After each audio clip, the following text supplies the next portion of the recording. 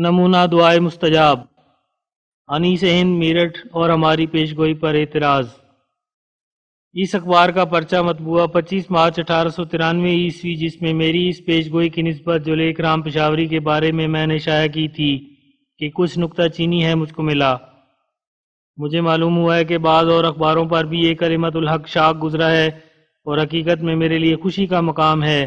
کہ یوں خود مخالفوں کے ہاتھوں اس کی شہرت اور اشاعت ہو رہی ہے۔ میں اس وقت اس نکتہ چینی کے جواب میں صرف اس قدر لکھنا کافی سمجھتا ہوں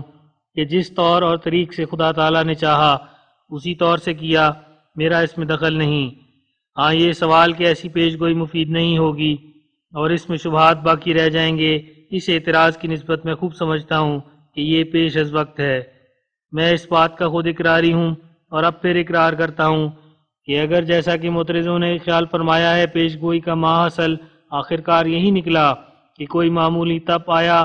یا معمولی طور پر کوئی درد ہوا یا ہیضہ ہوا اور پھر اصلی حالت صحت کی قائم ہو گئی، تو وہ پیش گوئی متصور نہیں ہوگی اور بلا شبہ مکر اور فریب ہوگا، کیونکہ ایسی بیماریوں سے تو کوئی بھی خالی نہیں، ہم سب کبھی نہ کبھی بیمار ہو جاتے ہیں۔ بس اس صورت میں بلا شبہ میں اس سزا کے لائق ٹھہروں گا جس کا ذکر میں نے کیا ہے۔ لیکن اگر پیش گوئی کا ظہور اس طور سے ہوا کہ جس میں قہر الہی کے نشان صاف صاف اور کھلے کھلے طور پر دکھائی دیں، تو پھر سمجھو کہ خدا تعالیٰ کی طرف سے ہے۔ اصل حقیقت یہ ہے کہ پیش گوئی کی ذاتی عظمت اور ہیبت دنوں اور وقتوں کے مقرر کرنے کی محتاج نہیں، اس بارے میں تو زمانہ نزول عذاب کی ایک حد مقرر کر دینا کافی ہے۔ پھر اگر پیش گوئی فی الواقعہ ایک عظیم الشان ہیبت کے ساتھ ظہور پذیر ہو تو وہ خود دلوں کو اپنی طرف کھینچ لیتی ہے، اور یہ سارے خیالات اور نکتہ چینیاں جو پیش از وقت دلوں میں پیدا ہوتی ہیں ایسی معدوم ہو جاتی ہیں کہ منصف مزاج اہل و رائے ایک انفعال کے ساتھ اپنی رائےوں سے رجوع کرتے ہیں، ماں سوا اس کے یہ عاجز بھی تو قانون قدرت کے تحت میں ہے۔ اگر میری طرف سے بنیاد اس پیش گوئی کی صرف اسی قدر ہے کہ میں نے صرف یاوہ گوئی کے طور پر چند احتمالی بیماریوں کو ذہن میں رکھ کر اور اٹکل سے کام لے کر یہ پیش گوئی شائع کی ہے، تو جس شخص کی نسبت یہ پیش گوئی ہے وہ بھی تو ایسا کر سکتا ہے کہ انہی اٹکلوں کی بنیاد پر میری نسبت کوئی پیش گوئی کر دے۔ بلکہ میں راضی ہوں کہ بجائے 6 برس کے جو میں نے اس کے حق میں میعاد مقرر کی ہے، وہ میرے لیے 10 برس لکھ دے۔ لیک رام کی عمر اس وقت شاید زیادہ سے زیادہ 30 برس کی ہوگی، اور وہ ایک جوان قوی ہیکل عمدہ صحت کا آدمی ہے، اور اس عاجز کی عمر اس وقت 50 برس سے کچھ زیادہ ہے، اور ضعیف اور دائم المرض اور طرح طرح کے عوارض میں مبتلا ہے۔ پھر باوجود اس کے مقابلے میں خود معلوم ہو جائے گا کہ کون سی بات انسان کی طرف سے ہے اور کون سی بات خدا تعالیٰ کی طرف سے ہے۔ حاشیہ: یہ حق اور باطل کا مقابلہ لیک رام کی اس پیش گوئی سے جو اس نے میری نسبت کی تھی بڑی صفائی سے ظاہر ہو گیا ہے، کیونکہ لیک رام نے میری نسبت 1892 عیسوی میں یہ اشتہار دیا تھا کہ یہ شخص 3 برس کے عرصے میں ہیضے سے مر جائے گا۔ مدت ہوئی کہ اس کی پیش گوئی کی میعاد گزر گئی اور میں بفضل ہی تعالیٰ زندہ سلامت موجود ہوں، مگر میری پیش گوئی نے جس کی 6 سال کی میعاد تھی ایسے وقت میں اس کو اجل کا پیالہ پلا دیا کہ ابھی 2.5 سال پیش گوئی میں سے باقی تھے۔ من ہو اور معترض کا یہ کہنا کہ ایسی پیش گوئیوں کا اب زمانہ نہیں ہے ایک معمولی فکرہ ہے جو اکثر لوگ منہ سے بول دیا کرتے ہیں۔ میری دانست میں تو مضبوط اور کامل صداقتوں کے قبول کرنے کے لیے یہ ایک ایسا زمانہ ہے کہ شاید اس کی نظیر پہلے زمانوں میں کوئی بھی نہ مل سکے۔ ہاں، اس زمانے سے کوئی فریب مخفی نہیں رہ سکتا، مگر یہ تو راست بازوں کے لیے اور بھی خوشی کا مقام ہے، کیونکہ جو شخص فریب اور سچ میں فرق کرنا جانتا ہے وہی سچائی کی دل سے عزت کرتا ہے اور بخوشی اور دوڑ کر سچائی کو قبول کر لیتا ہے، اور سچائی میں کچھ ایسی کشش ہوتی ہے کہ وہ آپ قبول کرا لیتی ہے۔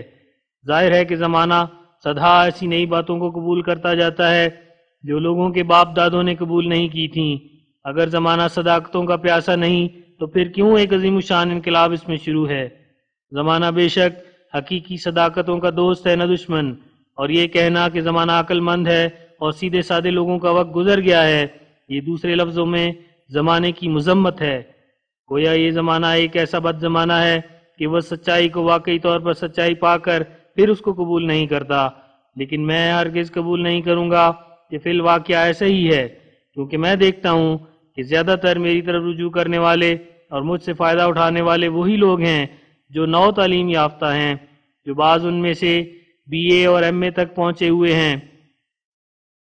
اور میں یہ بھی دیکھتا ہوں کہ یہ نو تعلیم یافتہ لوگوں کا گروہ صداقتوں کو بڑے شوق سے قبول کرتا جاتا ہے، اور صرف اسی قدر نہیں بلکہ ایک نو مسلم اور تعلیم یافتہ یوریشین انگریزوں کا گروہ جن کی سکونت مدراس کے احاطے میں ہے، ہماری جماعت میں شامل اور تمام صداقتوں پر یقین رکھتے ہیں۔ اب میں خیال کرتا ہوں کہ میں نے وہ تمام باتیں لکھ دی ہیں جو ایک خدا ترس آدمی کے سمجھنے کے لیے کافی ہیں۔ قاریوں کا اختیار ہے کہ میرے اس مضمون پر بھی اپنی طرف سے جس طرح چاہیں حاشیے چڑھائیں، مجھے اس بات کی کچھ بھی نظر نہیں، کیونکہ میں جانتا ہوں کہ اس وقت اس پیش گوئی کی تعریف کرنا یا مذمت کرنا دونوں برابر ہیں۔ اگر یہ خدا تعالیٰ کی طرف سے ہے، اور میں خوب جانتا ہوں کہ اسی کی طرف سے ہے، تو ضرور ہیبت ناک نشان کے ساتھ اس کا وقوع ہوگا اور دلوں کو ہلا دے گا، اور اگر اس کی طرف سے نہیں تو پھر میری ذلت ظاہر ہوگی، اور اگر میں اس وقت رقیق تعویلیں کروں گا تو یہ اور بھی ذلت کا موجب ہوگا۔ قدیم اور وہ پاک و قدوس جو تمام اختیارات اپنے ہاتھ میں رکھتا ہے، وہ کاذب کو کبھی عزت نہیں دیتا۔ یہ بالکل غلط بات ہے کہ لیک رام سے مجھ کو کوئی ذاتی عداوت ہے۔ مجھ کو ذاتی طور پر کسی سے بھی عداوت نہیں، بلکہ اس شخص نے سچائی سے دشمنی کی اور ایک ایسے کامل اور مقدس کو جو تمام سچائیوں کا چشمہ تھا توہین سے یاد کیا۔ اس لیے خدا تعالیٰ نے چاہا کہ اپنے ایک پیارے کی دنیا میں عزت ظاہر کرے۔ والسلام علی من اتبع الہدا۔ پھر عین اسی وقت میں جبکہ میں انیس ہند میرٹھ کے اعتراض کا جواب لکھ رہا تھا، رات کے وقت دوبارہ لیک رام کے قتل کیے جانے کی مجھے خبر دی گئی۔ چنانچہ اسی برکات و دعا کے آخری صفحہ ٹائٹل پیج کے حاشیے پر وہ خبر درج ہے، اور وہ یہ ہے: لیک رام پشاوری کی نسبت ایک اور خبر۔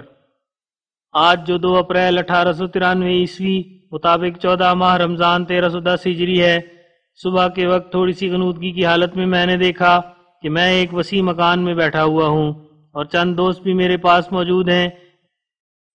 اتنے میں ایک شخص قوی ہیکل، مہیب شکل، گویا اس کے چہرے پر سے خون ٹپکتا ہے، میرے سامنے آ کر کھڑا ہو گیا۔ میں نے نظر اٹھا کر دیکھا تو مجھے معلوم ہوا کہ وہ ایک نئی خلقت اور شمائل کا شخص ہے، گویا انسان نہیں، ملائک شداد غلاظ میں سے ہے، اور اس کی ہیبت دلوں پر طاری تھی، اور میں اس کو دیکھتا ہی تھا کہ اس نے مجھ سے پوچھا کہ لیک رام کہاں ہے، اور ایک اور شخص کا نام لیا کہ وہ کہاں ہے۔ حاشیہ: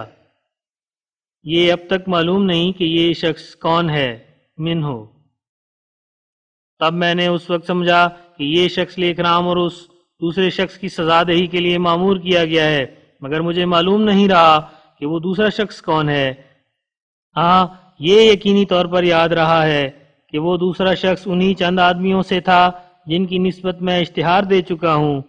اور یہ یکشنبہ کا دن اور 4 بجے صبح کا وقت تھا۔ حاشیہ: یہ اس بات کی طرف اشارہ تھا کہ اتوار کے دن لوگ صبح کو اٹھتے ہی کہیں گے کہ اب لیک رام دنیا میں کہاں ہے، کیونکہ شنبہ کو لیک رام مقتول ہو کر اور آتش سوزاں سے خاکستر ہو کر بے نام و نشان رہ جائے گا، اور یکشنبہ کو اس کی زندگی کا تمام قصہ خواب و خیال ہو جائے گا۔ حریفے کے در شنبہ می داشت جہاں، بیک شنبہ از و نماند نشاں، کجا ہست امروز آن لیک رام، بیک شنبہ گویند ہر خاص و عام،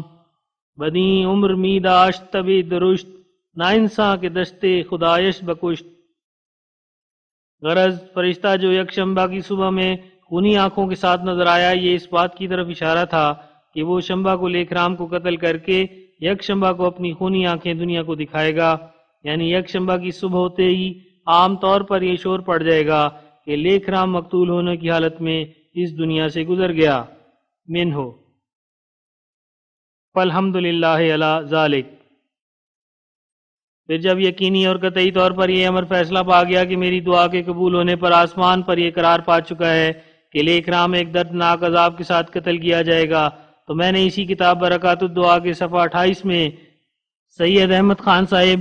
KCSI کو مخاطب کر کے چند شعروں میں ان پر ظاہر کیا کہ اگر دعا کے قبول ہونے میں آپ کو شک ہے تو آپ منتظر رہیں کہ جو لیک رام کی نسبت میں نے دعا کی ہے کس طور پر اس کی قبولیت ظاہر ہوتی ہے، اور میں نے اس کتاب برکات الدعا کے صفحہ 2 و 3 و 4 کی طرف ان کو توجہ دلائی، اور شعر کے نیچے ان صفات کے نشان لکھ دیے۔ چنانچہ وہ اشعار یہ ہیں: روئے دلبر از طلبگارا نمی دارد حجاب، می درخشد در خور می تابد اندر ماہتاب، لیکن روئے حسین از غافلاں ماند نہاں، عاشق باید کے بردارند از بہرش نقاب، دامن پاکش زنخوتھا نمی آید بدست، ہیچ راہ نیست غیر از عجز و درد و اضطراب، بس خطرناک است راہ کوچہ یار قدیم، جاں سلامت بائدت از خود رویہا سربتاب، آ کلامش فہم و عقل نا سزایاں کم رسد، ہر کے از خود گم شود او یا بداں راہ ثواب، مشکل قرآن از ابنائے دنیا حل شود، ذوق آمی دانداں مستے کے نوشد آ شراب، اے کہ آگاہی نداندت ز انوار دروں، در حق ما ہرچ گوئی نیستی جائے عتاب، از سر واز و نصیحت این سخن ہا گفتائیم، تا مگر زی مرہم بگردت آ زخم خراب، از دعا کن چارہ آزار انکار دعا، چون علاج میزم وقت خمار و التہاب، اے کہ گوئی گر دعاہا را اثر بودے کجاست، سوئے من بشتاب بنمایم ترا چون آفتاب، ہاں مکن انکار زیں اسرار قدرت ہائے حق، قصہ کہتا کن ببیں ازما دعائے مستجاب۔ حاشیہ: اس شعر میں سید احمد خان صاحب کو مخاطب کر کے کہا گیا ہے کہ آپ جو اس بات سے منکر ہیں جو دعائیں قبول ہوتی ہیں، یہ آپ کا خیال سراسر غلط ہے۔ اس پر دلیل یہ ہے کہ میں نے دعا کی ہے کہ لیک رام قتل کی موت سے 6 برس کے اندر مارا جاوے، اور خدا نے مجھے اطلاع دے دی ہے کہ وہ دعا قبول ہو گئی ہے، اور نیز یہ کہ سید احمد خان اخیر نتیجے تک زندہ رہ کر بچشم خود دیکھ لے گا کہ دعا کے مطابق لیک رام 6 برس کے اندر قتل کیا گیا۔ چنانچہ سید احمد خان صاحب فوت نہ ہوئے جب تک کہ 6 مارچ 1897 عیسوی آ گیا، جس میں شنبہ کے دن لیک رام مارا گیا۔ منہو دیکھو صفحہ 2، 3، 4 سرور رسالہ برکات الدعا۔ اب یہ بھی جاننا چاہیے کہ اس پیشگوئی کی وضاحت صرف اس حد تک ہی نہیں کہ اس میں لیک رام کی موت کی خبر دی گئی، اور نیز یہ بھی کہا گیا کہ معمولی بیماریوں کے ذریعے سے موت نہیں ہوگی بلکہ ہیبت ناک نشان کے ساتھ موت ہوگی، اور تیغ براں کے ذریعے سے موت ہوگی، بلکہ اس کے ساتھ کی ایک دوسری پیشگوئی میں موت کا دن اور تاریخ بھی بتلائی گئی ہے، جیسا کہ میری کتاب کرامات الصادقین کے صفحہ 54 میں اسی بارے میں ایک عربی شعر ہے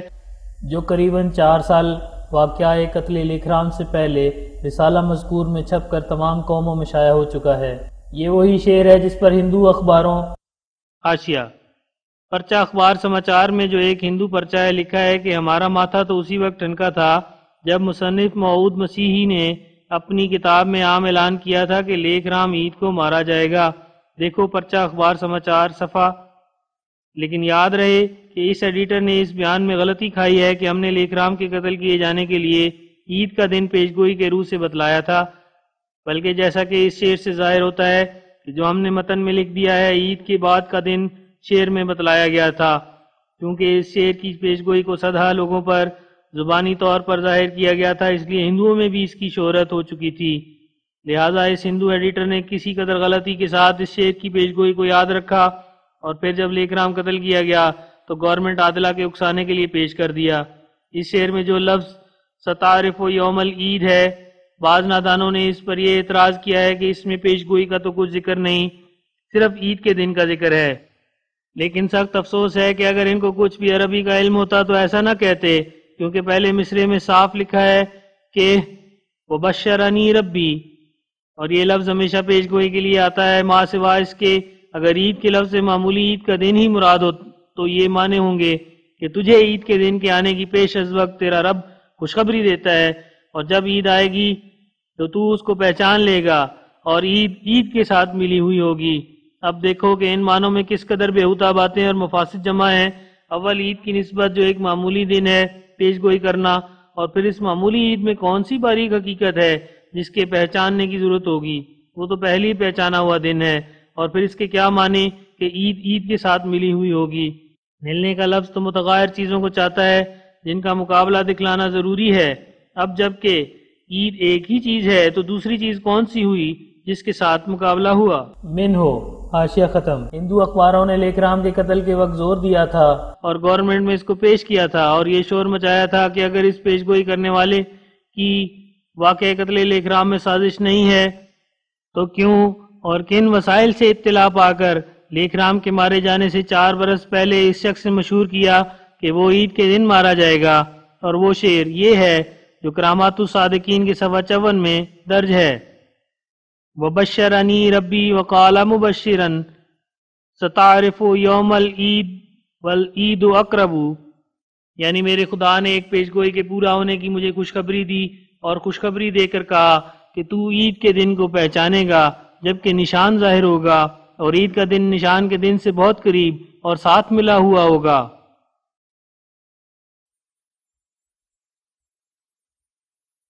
اس پیش گوئی کے سمجھنے میں ہندو اخباروں سے یہ غلطی ہوئی ہے کہ انہوں نے یہ سمجھ لیا کہ گویا یہ خبر دی گئی ہے کہ لیک رام عید کے دن قتل ہوگا، حالانکہ شعر مذکور میں صاف یہ فکرہ ہے کہ عید اس دن سے اقرب ہوگی،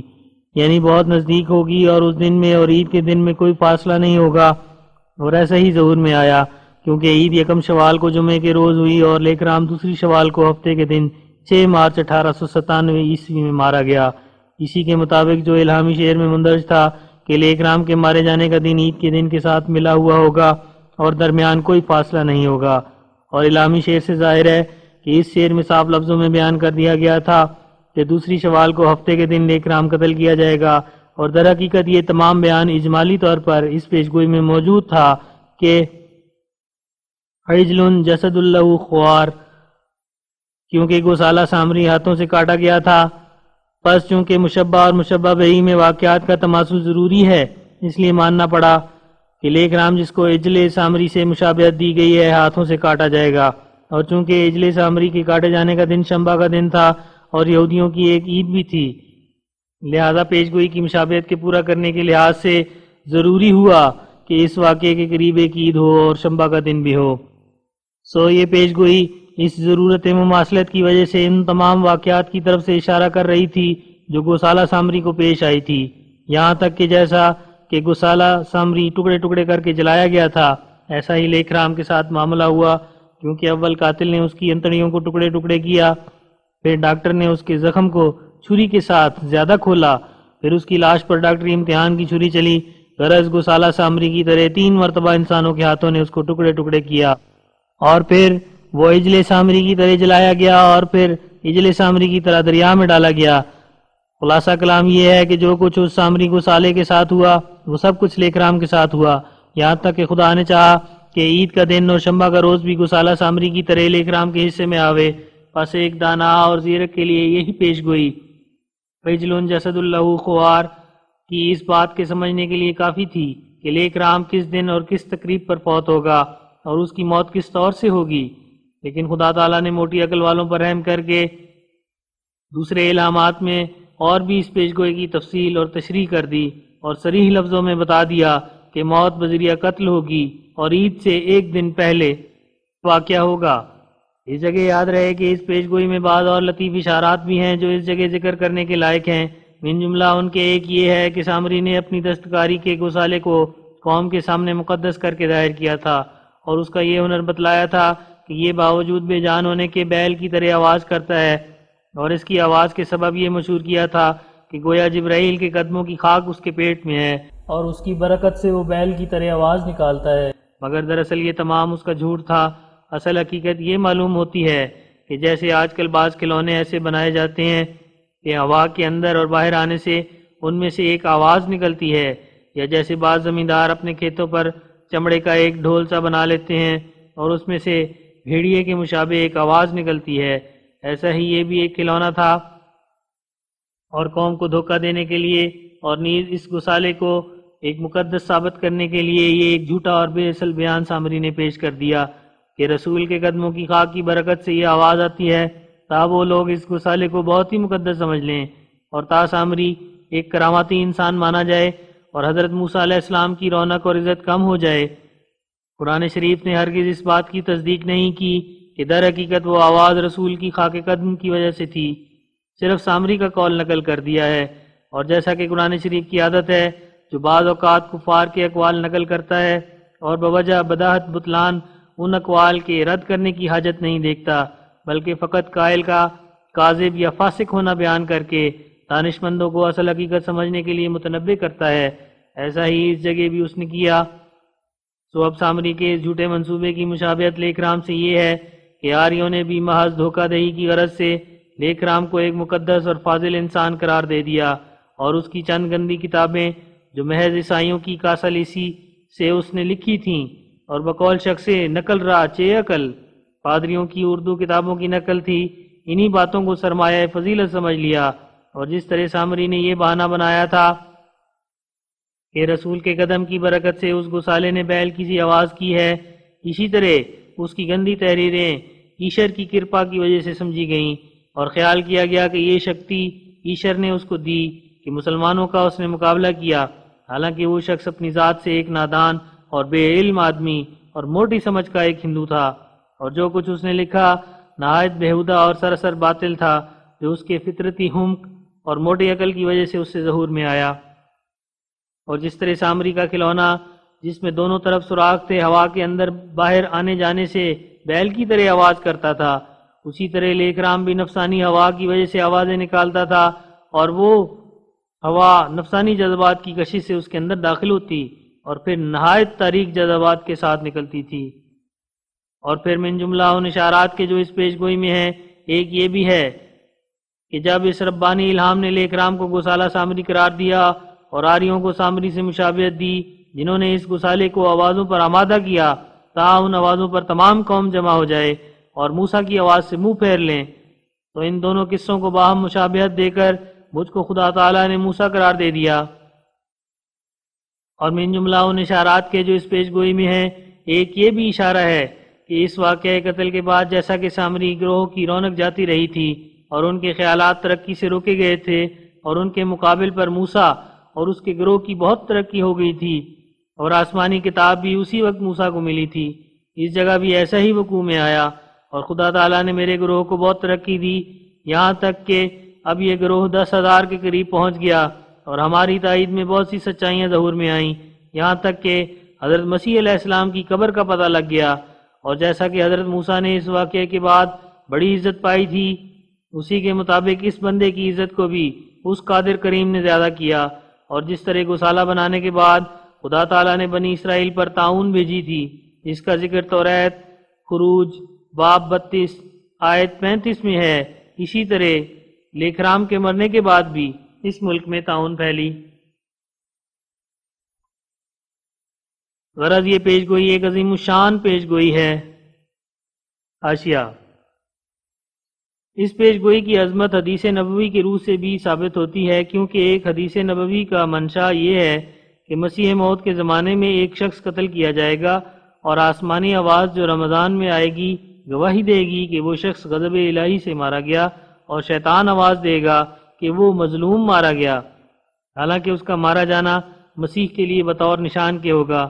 سو ایسا ہی ظہور میں آیا، کیونکہ جیسا کہ برکات الدعا کے آخری صفحے ٹائٹل پیج سے ظاہر ہے، آسمانی آواز نے 14 ماہ رمضان 1310 ہجری کو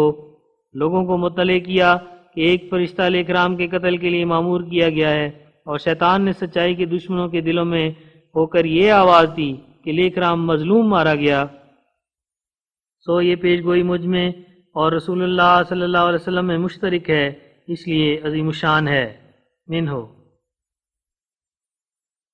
اور جس قدر کوئی طالب حق اس میں غور کرے گا، اسی قدر حق الیقین کے مرتبے سے نزدیک ہوتا جائے گا۔ جو شخص نیک نیتی سے ہدایت کا طالب ہو، اس کو سوچنا چاہیے کہ ہمیشہ پیش گوئیوں کے 3 پہلو قابل غور ہوتے ہیں۔ اول یہ کہ ہر ایک پیش گوئی میں دیکھا جاتا ہے کہ جب وہ لوگوں کے سامنے بیان کی گئی یا شائع کی گئی تو کیا اس کی اشاعت ایک ایسے درجے تک پہنچ گئی تھی جو اطمینان بخش ہو،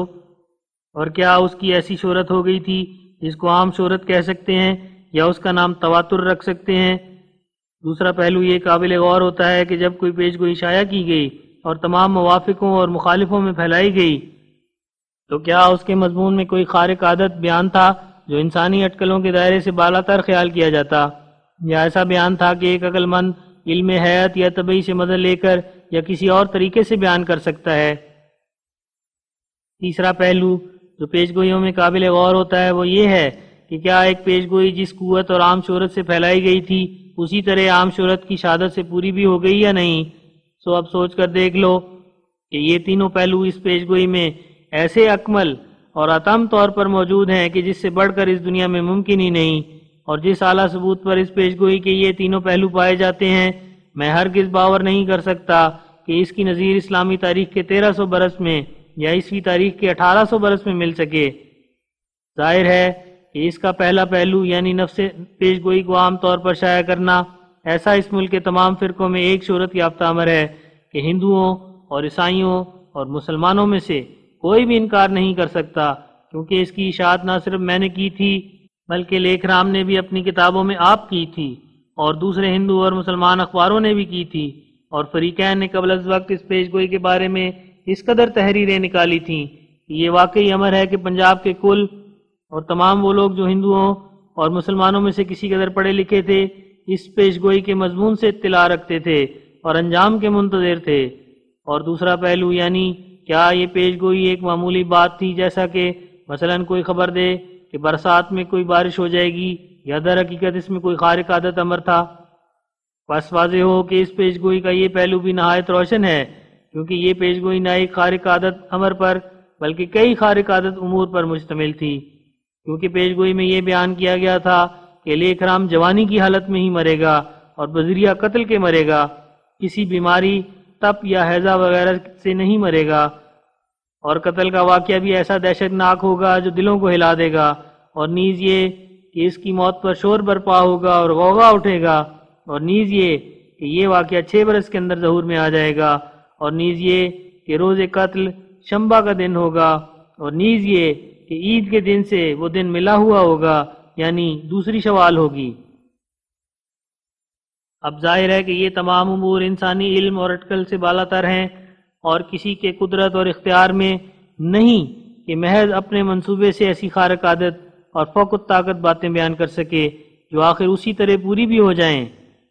تیسرا پہلو اس پیش گوئی کا یہ ہے کہ یہ کس طرح پر پوری ہوئی۔ آیا تمام لوگوں نے اور ہر ایک نے اس ملک کے فرقوں میں سے معلوم کر لیا کہ جیسا کہ بیان کیا گیا تھا لیکھ رام اس دہشت ناک موت سے مرا جس سے تمام ہندوؤں کے دل ہل گئے،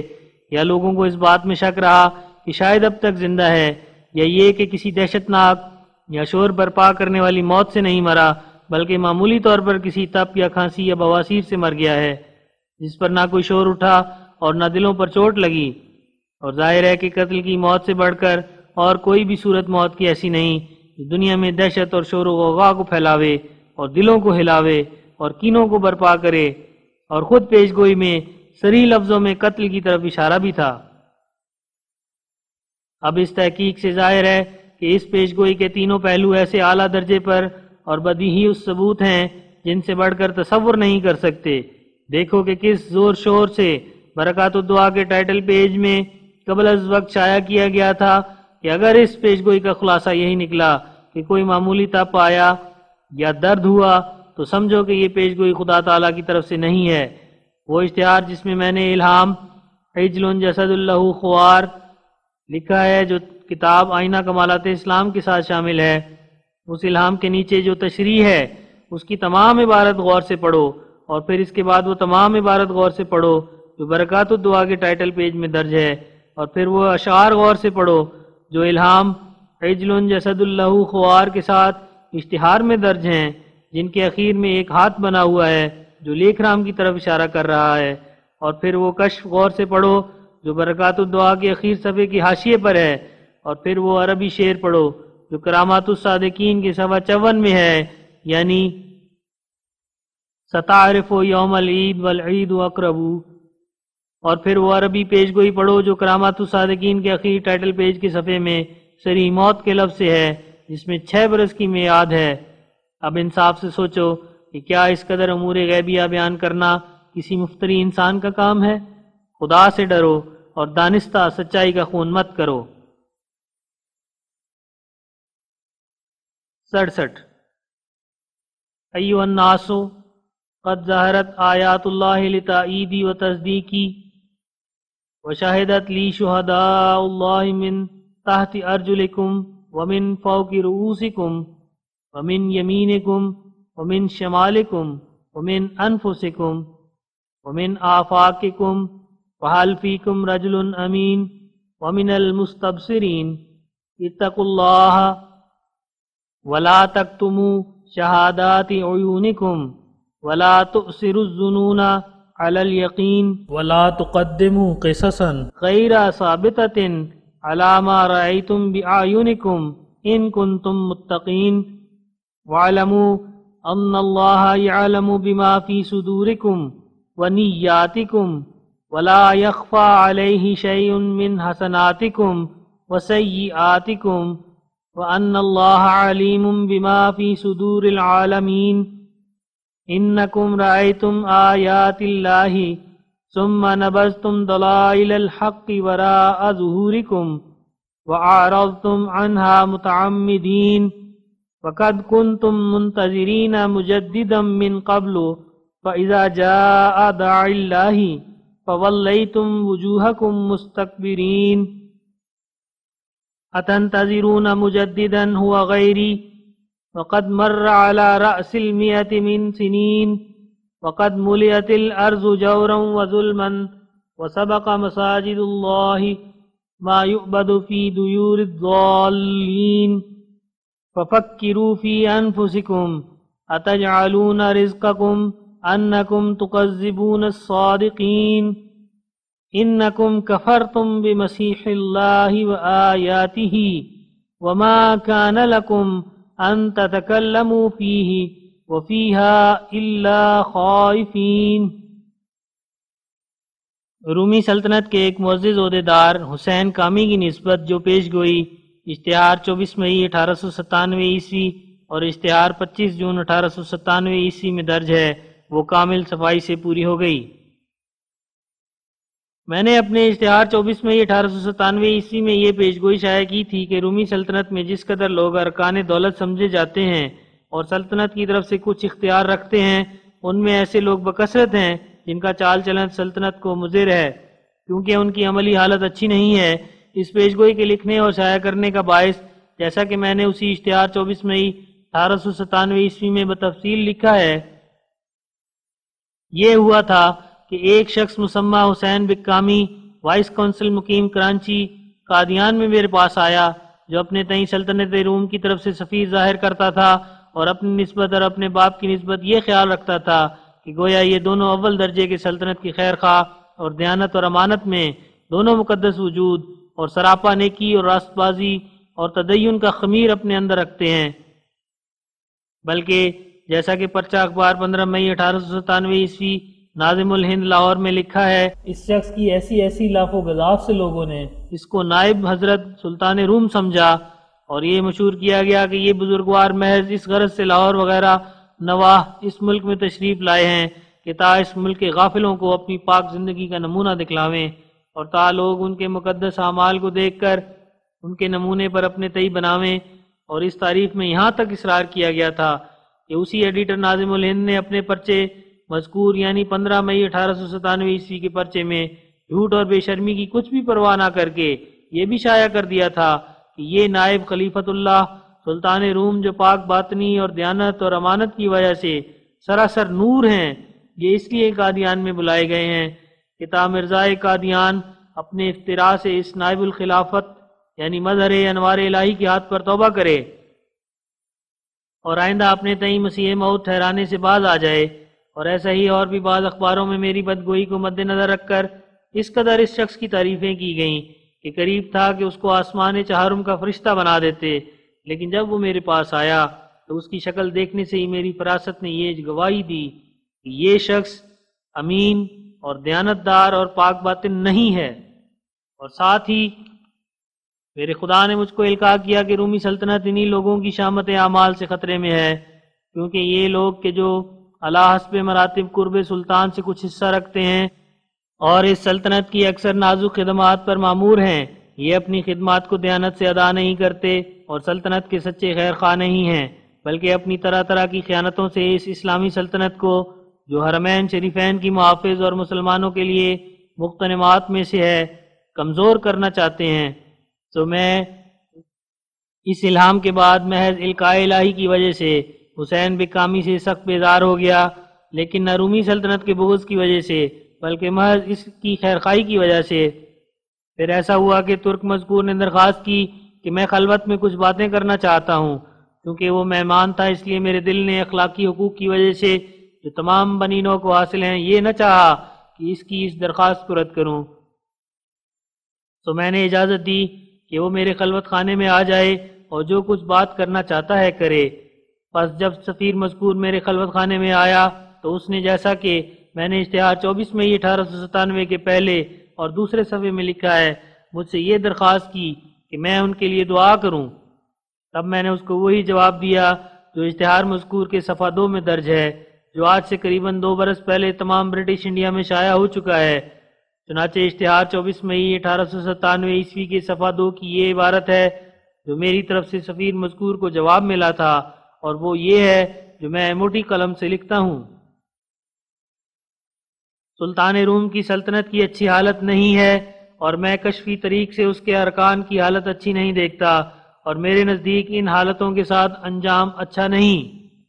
دیکھو صفحہ 2 سطر 5 و 6۔ اشتہار 24 مئی 1897 عیسوی، مطبع ضیاء الاسلام قادیان۔ پھر میں نے اسی اشتہار کے صفحہ 2 سطر 9 کے مطابق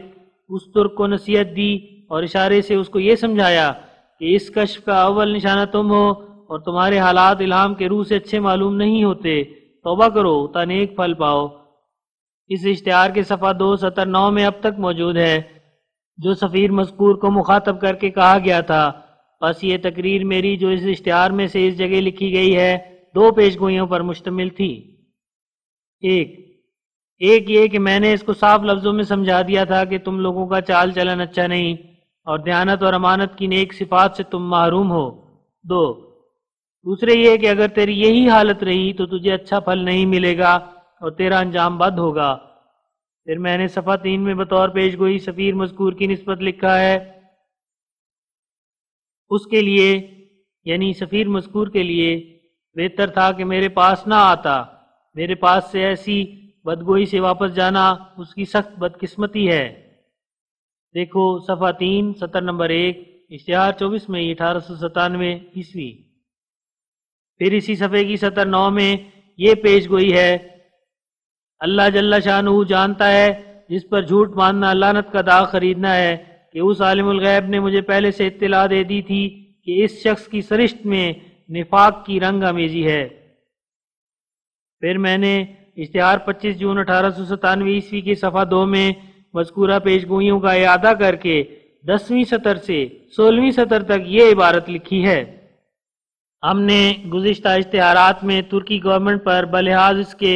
بعض عظیم الدخل اور خراب اندرون ارکان اور عمائد اور وزراء کے، نہ بلحاظ سلطان کی ذاتیات کے، ضرور اس خداداد نور اور فراست اور الہام کی تحریک سے جو ہمیں عطا ہوا ہے چند ایسی باتیں لکھی ہیں جو خود ان کے مفہوم کے خوفناک اثر سے ہمارے دل پر ایک عجیب رقت اور درد طاری ہوتی ہے۔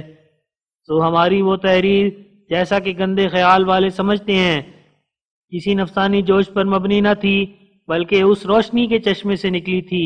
جو رحمت الہی نے ہمیں بخشا ہے۔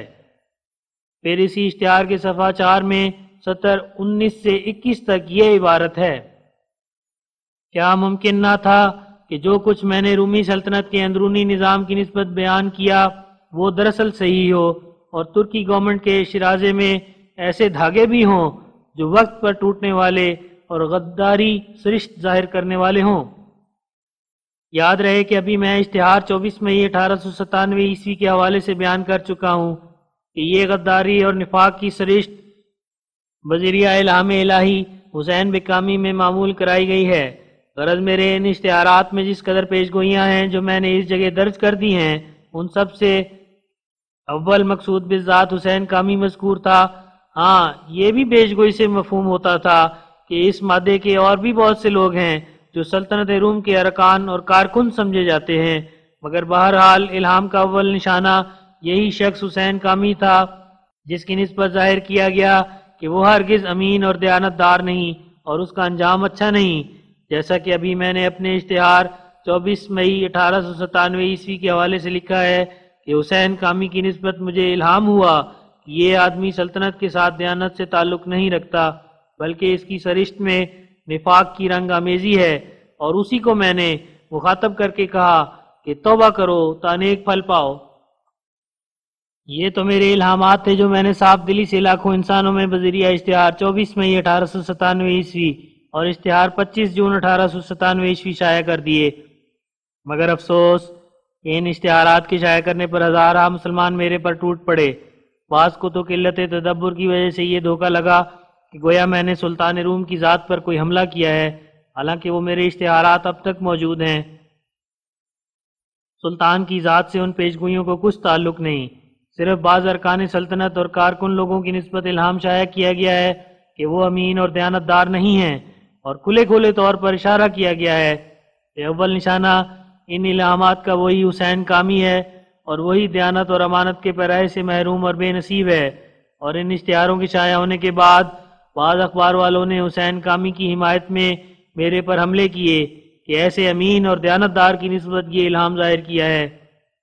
کہ وہ سلطنت کا سچا امین اور دیانتدار عہدیدار نہیں ہے، اور اس کی سرشت میں نفاق کی رنگ آمیزی ہے، اور اس کو ڈرایا گیا ہے کہ توبہ کر ورنہ تیرا انجام اچھا نہیں، حالانکہ وہ مہمان تھا۔ انسانیت کا یہ تقاضا تھا کہ اس کی عزت کی جاتی۔ ان تمام الزامات کا میری طرف سے یہی جواب تھا کہ میں نے اپنے نفس کے جوش سے حسین کامی کو کچھ نہیں کہا، بلکہ جو کچھ میں نے اس پر الزام لگایا تھا وہ الہام الہی کے ذریعے سے تھا، نہ ہماری طرف سے۔ مگر افسوس کہ اکثر اخبار والوں نے اس پر اتفاق کر لیا کہ در حقیقت حسین کامی بڑا امین اور دیانتدار بلکہ نہایت بزرگوار اور نائب خلیفۃ المسلمین سلطان روم تھا۔ اس پر ظلم ہوا کہ اس کی نسبت ایسا کہا گیا، اور اکثر نے تو اپنی بات کو زیادہ رنگ چڑھانے کے لیے میرے تمام کلمات کو سلطان معظم کی طرف منسوب کر دیا تا مسلمانوں میں جوش پیدا کریں۔ چنانچہ میرے ان علامات سے اکثر مسلمان جوش میں آ گئے، اور بعض نے میری نسبت لکھا کہ یہ شخص واجب القتل ہے۔ اب ہم ذیل میں بتلاتے ہیں کہ ہماری یہ پیش گوئی سچی نکلی یا جھوٹی۔ واضح ہو کہ عرصہ تخمیناً 2 ماہ یا 3 ماہ کا گزرا ہے کہ ایک معزز ترک کی معرفت ہمیں یہ خبر ملی تھی کہ حسین کامی مذکور اپنی ایک مجرمانہ خیانت کی وجہ سے اپنے عہدے سے موقوف کیا گیا ہے اور اس کی املاک ضبط کی گئی، مگر میں نے اس خبر کو ایک شخص کی روایت خیال کر کے شائع نہیں کیا تھا کہ شاید غلط ہو۔ آج اخبار نیر آصفی مدراس ورقہ 12 اکتوبر 1899 عیسوی کے ذریعے سے ہمیں مفصل طور پر معلوم ہو گیا کہ ہماری وہ پیش گوئی حسین کامی کی نسبت نہایت کامل صفائی سے پوری ہو گئی، اور وہ نصیحت جو ہم نے اپنے خلوت خانے میں اس کو کی تھی کہ توبہ کرو تا نیک پھل پاؤ، جس کو ہم نے اپنے اشتہار 24 مئی 1897 عیسوی میں شائع کر دیا تھا، اس پر پابند نہ ہونے سے آخر وہ اپنی پاداش کردار کو پہنچ گیا، اور اب وہ ضرور اس نصیحت کو یاد کرتا ہوگا۔ مگر افسوس یہ ہے کہ وہ اس ملک کے بعض ایڈیٹران اخبار اور مولویان کو بھی جو اس کو نائب خلیفۃ المسلمین اور رکن امین سمجھ بیٹھے تھے اپنے ساتھ ہی ندامت کا حصہ دے گیا، اور اس طرح پر انہوں نے ایک صادق کی پیش گوئی کی تکذیب کا مزہ چکھ لیا۔ اب ان کو چاہیے کہ آئندہ اپنی زبانوں کو سنبھالیں۔ کیا یہ سچ نہیں کہ میری تکذیب کی وجہ سے بار بار ان کو خجالت پہنچ رہی ہے؟ اگر وہ سچ پر ہیں تو کیا باعث کہ ہر ایک بات میں آخرکار کیوں ان کو شرمندہ ہونا پڑتا ہے؟ اب ہم اخبار مذکور میں سے وہ چٹھی تمہیدی عبارت کے ذیل میں نقل کر دیتے ہیں، اور وہ یہ ہے: چند مظلومان کریٹ اور ہندوستان۔ ہمیں آج کی ولایتی ڈاک میں اپنے ایک لائق اور معزز نامہ نگار کے پاس سے ایک قسطنطنیہ والی چٹھی ملی ہے، جس کو ہم اپنے ناظرین کی اطلاع کے لیے درج ذیل کیے دیتے ہیں، اور ایسا کرتے ہوئے ہمیں کمال افسوس ہوتا ہے۔ افسوس اس وجہ سے کہ ہمیں اپنی ساری امیدوں کے برخلاف اس مجرمانہ خیانت کو جو سب سے بڑی اور سب سے زیادہ مہذب و منتظم اسلامی سلطنت کے وائس کونسل کی جانب سے بڑی بے دردی کے ساتھ عمل میں آئی، اپنے ان کانوں سے سننا اور پبلک پر ظاہر کرنا پڑا ہے، جو کیفیت جناب مولوی حافظ عبد الرحمن صاحب الہندی نزیل قسطنطنیہ نے ہمیں معلوم کرائی ہے، اس سے صاف ثابت ہوتا ہے کہ حسین بکامی نے بڑی بے شرمی کے ساتھ مظلومان کریٹ کے روپیہ کو بغیر ڈکار لینے کے ہضم کر لیا، اور کارکن کمیٹی چندہ نے بڑی فراست اور عرق ریزی کے ساتھ ان سے روپیہ اگلوایا، مگر یہ دریافت نہیں ہوا کہ وائس کونسل مذکور پر عدالت عثمانیہ میں کوئی نالش کی گئی یا نہیں۔ ہماری رائے میں ایسے خائن کو عدالتانہ کارروائی کے ذریعے عبرت انگیز سزا دینی چاہیے۔ بہرحال ہم امید کرتے ہیں کہ یہی ایک کیس گبن کا ہوگا جو اس چندے کے متعلق وقوع میں آیا ہو، اور جو رقوم چندہ جناب ملا عبدالقیوم صاحب اول تعلقہ دار لنگسگور اور جناب عبدالعزیز بادشاہ صاحب ٹرکش کونسل مدراس کی معرفت حیدرآباد اور مدراس سے روانہ ہوئیں، وہ بلا خیانت قسطنطنیہ کو کمیٹی چندہ کے پاس برابر پہنچ گئی ہوں گی۔ قسطنطنیہ کی چٹھی۔ ہندوستان کے مسلمانوں نے جو گزشتہ 2 سالوں میں مہاجرین کریٹ اور مجروحین عساکر حرب یونان کے واسطے چندہ فراہم کر کے کونسل ہائے دولت اولیاء ترکیہ مقیم ہند کو دیا تھا، معلوم ہوتا ہے کہ ہر ذرے چندہ تمام و کمال قسطنطنیہ میں نہیں پہنچا، اور اس امر کے باور کرنے کی یہ وجہ ہوتی ہے کہ حسین بکامی وائس کونسل مقیم کراچی کو جو 1600 روپیہ کے قریب مولوی انشاءاللہ صاحب ایڈیٹر اخبار وکیل امرتسر اور مولوی محبوب عالم صاحب ایڈیٹر پیسہ اخبار لاہور نے مختلف مقامات سے وصول کر کے بھیجا تھا، وہ سب غبن کر گیا، 1 کوڑی تک قسطنطنیہ میں نہیں پہنچائی، مگر خدا کا شکر ہے کہ سلیم پاشا ملحمہ کارکن کمیٹی چندہ کو جب خبر پہنچی تو اس نے بڑی جاں فشانی کے ساتھ اس روپیہ کے اگلوانے کی کوشش کی اور اس کی اراضی مملوکہ کو نیلام کرا کر وصولی رقم کا انتظام کیا، اور باب عالی میں غبن کی خبر بھجوا کر نوکری سے موقوف کرایا۔ اس لیے ہندوستان کے جملہ اصحاب جرائد کی خدمت میں التماس ہے کہ وہ اس اعلان کو قومی خدمت سمجھ کر 4 مرتبہ متواتر اپنے اخبارات میں مشتہر فرمائیں، اور جس وقت ان کو معلوم ہو کہ فلاں شخص کی معرفت اس قدر روپیہ چندہ کا بھیجا گیا تو اس کو اپنے جریدے میں مشتہر کرائیں، اور نام معاونوان کے ایسا مفصل لکھیں کہ بشرط ضرورت اس سے خط و کتابت ہو سکے، اور ایک پرچہ اس جریدے کا خاکسار کے پاس بمقام قاہرہ اس پتے سے روانہ فرماویں: حافظ عبد الرحمن الہندی الامرتسری، سکہ جدیدہ، وکالہ صالح افندی، قاہرہ، ملک مصر۔ 68 اور من جملہ ان نشانوں کے جو خدا تعالیٰ کے فضل سے میرے ہاتھ پر ظہور میں آئے ہیں یہ ہے کہ جب کتاب امہات المومنین عیسائیوں کی طرف سے شائع ہوئی تو انجمن حمایت اسلام لاہور کے ممبروں نے گورنمنٹ میں اس مضمون کا میموریل بھیجا کہ اس کتاب کی اشاعت بند کی جائے، اور نیز یہ کہ اس مصنف سے جس نے ایسی گندی کتاب تالیف کی باز پرس ہو، مگر میں ان کے میموریل کا مخالف تھا، اور میں نے اپنی ایک تحریر میں صاف طور پر یہ اشاعہ کیا کہ یہ پہلو اختیار کرنا اچھا نہیں ہے، اور مجھے ان دنوں میں انجمن حمایت اسلام کے مخالف یہ الہام ہوا تھا: ستذکرون ما اقول لکم وافوض امری الی اللہ، یعنی ان قریب تمہیں یہ میری بات یاد آئے گی کہ اس طریق کے اختیار کرنے میں ناکامی ہے، اور جس امر کو میں نے اختیار کیا ہے یعنی مخالفین کے اعتراضات کو رد کرنا اور ان کا جواب دینا، اس امر کو میں خدا تعالیٰ کو سونپتا ہوں، یعنی خدا میرے کام کا محافظ ہوگا، مگر وہ ارادہ جو تم نے کیا ہے کہ امہات المومنین کے مؤلف کو سزا دلاؤ، اس میں تمہیں کامیابی ہرگز نہیں ہوگی، اور تمہیں بعد میں یاد آئے گا کہ جو پیش از وقت بتلایا گیا وہ واقعی اور درست تھا۔ یہ وہ الہام ہے جو قبل از وقت اپنی جماعت میں سے ایک گروہ کثیر کو سنا دیا گیا تھا، چنانچہ مفتی محمد صادق صاحب بھیروی اور مولوی محمد علی صاحب ایم اے وغیرہ احباب اس بات کے گواہ ہیں، اور جیسا کہ میں نے الہام ربانی پا کر بہت سے لوگوں پر ظاہر کر دیا تھا ایسا ہی ظہور میں آیا، یعنی انجمن حمایت اسلام کے ممبروں نے جس غرض سے اپنا میموریل دربارہ کتاب امہات المومنین بحضور جناب لیفٹیننٹ گورنر بہادر روانہ کیا تھا وہ درخواست ان کی نامنظور ہوئی، اور مؤلف رسالہ امہات المومنین کسی مواخذے کے نیچے نہ آیا۔ 69 اور من جملہ ان پیش گوئیوں کے جو خدا تعالیٰ نے میرے پر ظاہر فرمائی یہ ہے کہ میرے ایک مخلص دوست مرزا محمد یوسف بیگ سامانوی جو سامانہ علاقہ ریاست پٹیالہ کے رہنے والے ہیں اور ایک مدت دراز سے مجھ سے تعلق محبت اور اخلاص اور ارادت کا رکھتے ہیں، اور ان لوگوں میں سے ہیں جن کی نسبت مجھے یقین ہے کہ خدا تعالیٰ نے ایک سچی محبت ان کے دلوں میں بٹھا دی ہے،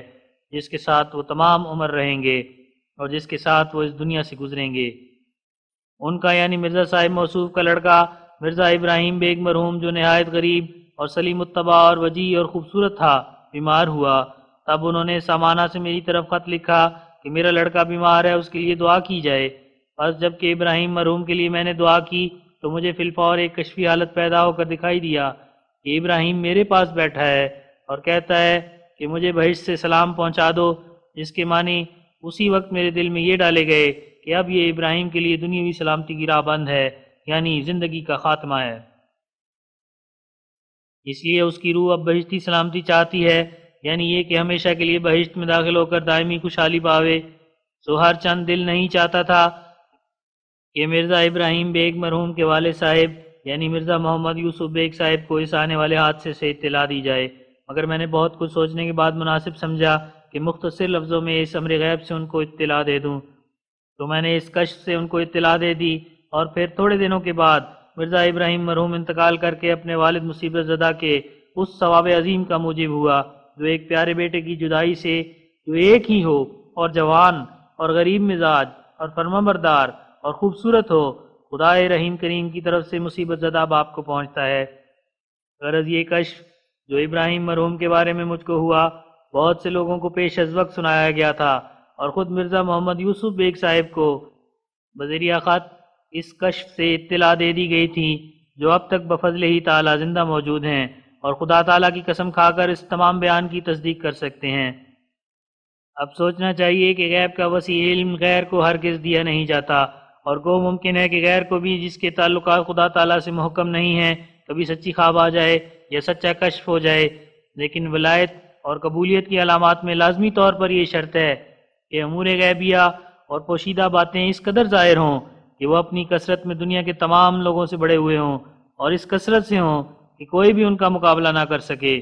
یہ بات یاد رکھنے کے لائق ہے کہ جب کہ خدا تعالیٰ اپنے فضل عظیم اور کرم عمیم سے کسی شخص کو اپنی خلت ولایت اور رتبہ کرامت سے مشرف اور سرفراز فرماتا ہے تو چار چیزوں میں اس کو جمیع اس کے ابنائے جنس اور تمام ہم اثر لوگوں سے امتیاز کلی بخشتا ہے، اور ہر ایک شخص جو وہ امتیاز اس کی شامل حال ہوتی ہے اس کی نسبت قطعی اور یقینی طور پر ایمان رکھنا لازم ہو جاتا ہے کہ وہ خدا تعالیٰ کے ان کامل بندوں اور اعلیٰ درجے کے اولیاء میں سے ہے جن کو اس نے اپنے ہاتھ سے چنا ہے اور اپنی نظر خاص سے ان کی تربیت فرمائی ہے۔ اور وہ چار چیزیں جو کامل اولیاء اور مردان خدا کی نشانی ہے، چار کمال ہیں جو بطور نشان اور خارق عادت کے ان میں پیدا ہوتے ہیں، اور ہر ایک کمال میں وہ دوسروں سے بین اور صریح طور پر ممتاز ہوتے ہیں، بلکہ وہ چاروں کمال معجزے کی حد تک پہنچے ہوئے ہوتے ہیں، اور ایسا آدمی کبریت احمر کا حکم رکھتا ہے۔ اور اس مرتبے پر وہی شخص پہنچتا ہے جس کو عنایت ازلی نے قدیم سے دنیا کو فائدہ پہنچانے کے لیے منتخب کیا ہو، اور وہ چار کمال جو بطور چار نشان یا چار معجزے کے ہیں جو ولی اعظم اور قطب الاقطاب اور سید الاولیاء کی نشانی ہے، یہ ہیں: ایک، اول یہ کہ امور غیبیہ بعد استجابت یا اور طریق پر اس کثرت سے اس پر کھلتے رہیں اور بہت سی پیشگوئیاں ایسی صفائی سے ظہور پذیر ہو جائیں کہ اس کثرت مقدار اور صفائی کیفیت کے لحاظ سے کوئی شخص ان کا مقابلہ نہ کر سکے، اور ان کی کمی اور کیفی کمالات میں احتمال شرکت غیر بکلی معدوم بلکہ محالات میں سے ہو، یعنی جس قدر اس پر اسرار غیب ظاہر ہوں اور جس قدر اس کی دعائیں قبول ہو کر ان قبولیتوں سے اس کو اطلاع دی جائے، اور جس قدر اس کی تائید میں آسمان اور زمین اور انفس اور آفاق میں خوارق ظہور پذیر ہوں، بکلی غیر ممکن ہو جو ان کی نظیر کوئی دکھلا سکے یا ان کمالات میں مقابلے پر کھڑا ہو سکے، اور اس قدر علم غیوب الہیہ اور کشف انوار نامتناہیہ اور تائیدات سماویہ بطور خارق عادت اور اعجاز اور کرامت اس کو عطا کی جائے کہ گویا ایک دریا ہے جو چل رہا ہے، اور ایک عظیم الشان روشنی ہے جو آسمان سے اتر کر زمین پر پھیل رہی ہے، اور یہ امور اس حد تک پہنچ جائیں جو ببداہت نظر خارق عادت اور فائق العصر دکھائی دیں، اور یہ کمال نبوت سے موسوم ہے۔ دو، اور دوسرا کمال جو بطور نشان کے امام الاولیاء اور سید الاصفیاء کے لیے ضروری ہے، وہ فہم قرآن اور معرف کی اعلیٰ حقیقت تک وصول ہے۔ یہ بات ضروری طور پر یاد رکھنے کے لائق ہے کہ قرآن شریف کی ایک ادنا تعلیم ہے اور ایک اوسط اور ایک اعلیٰ،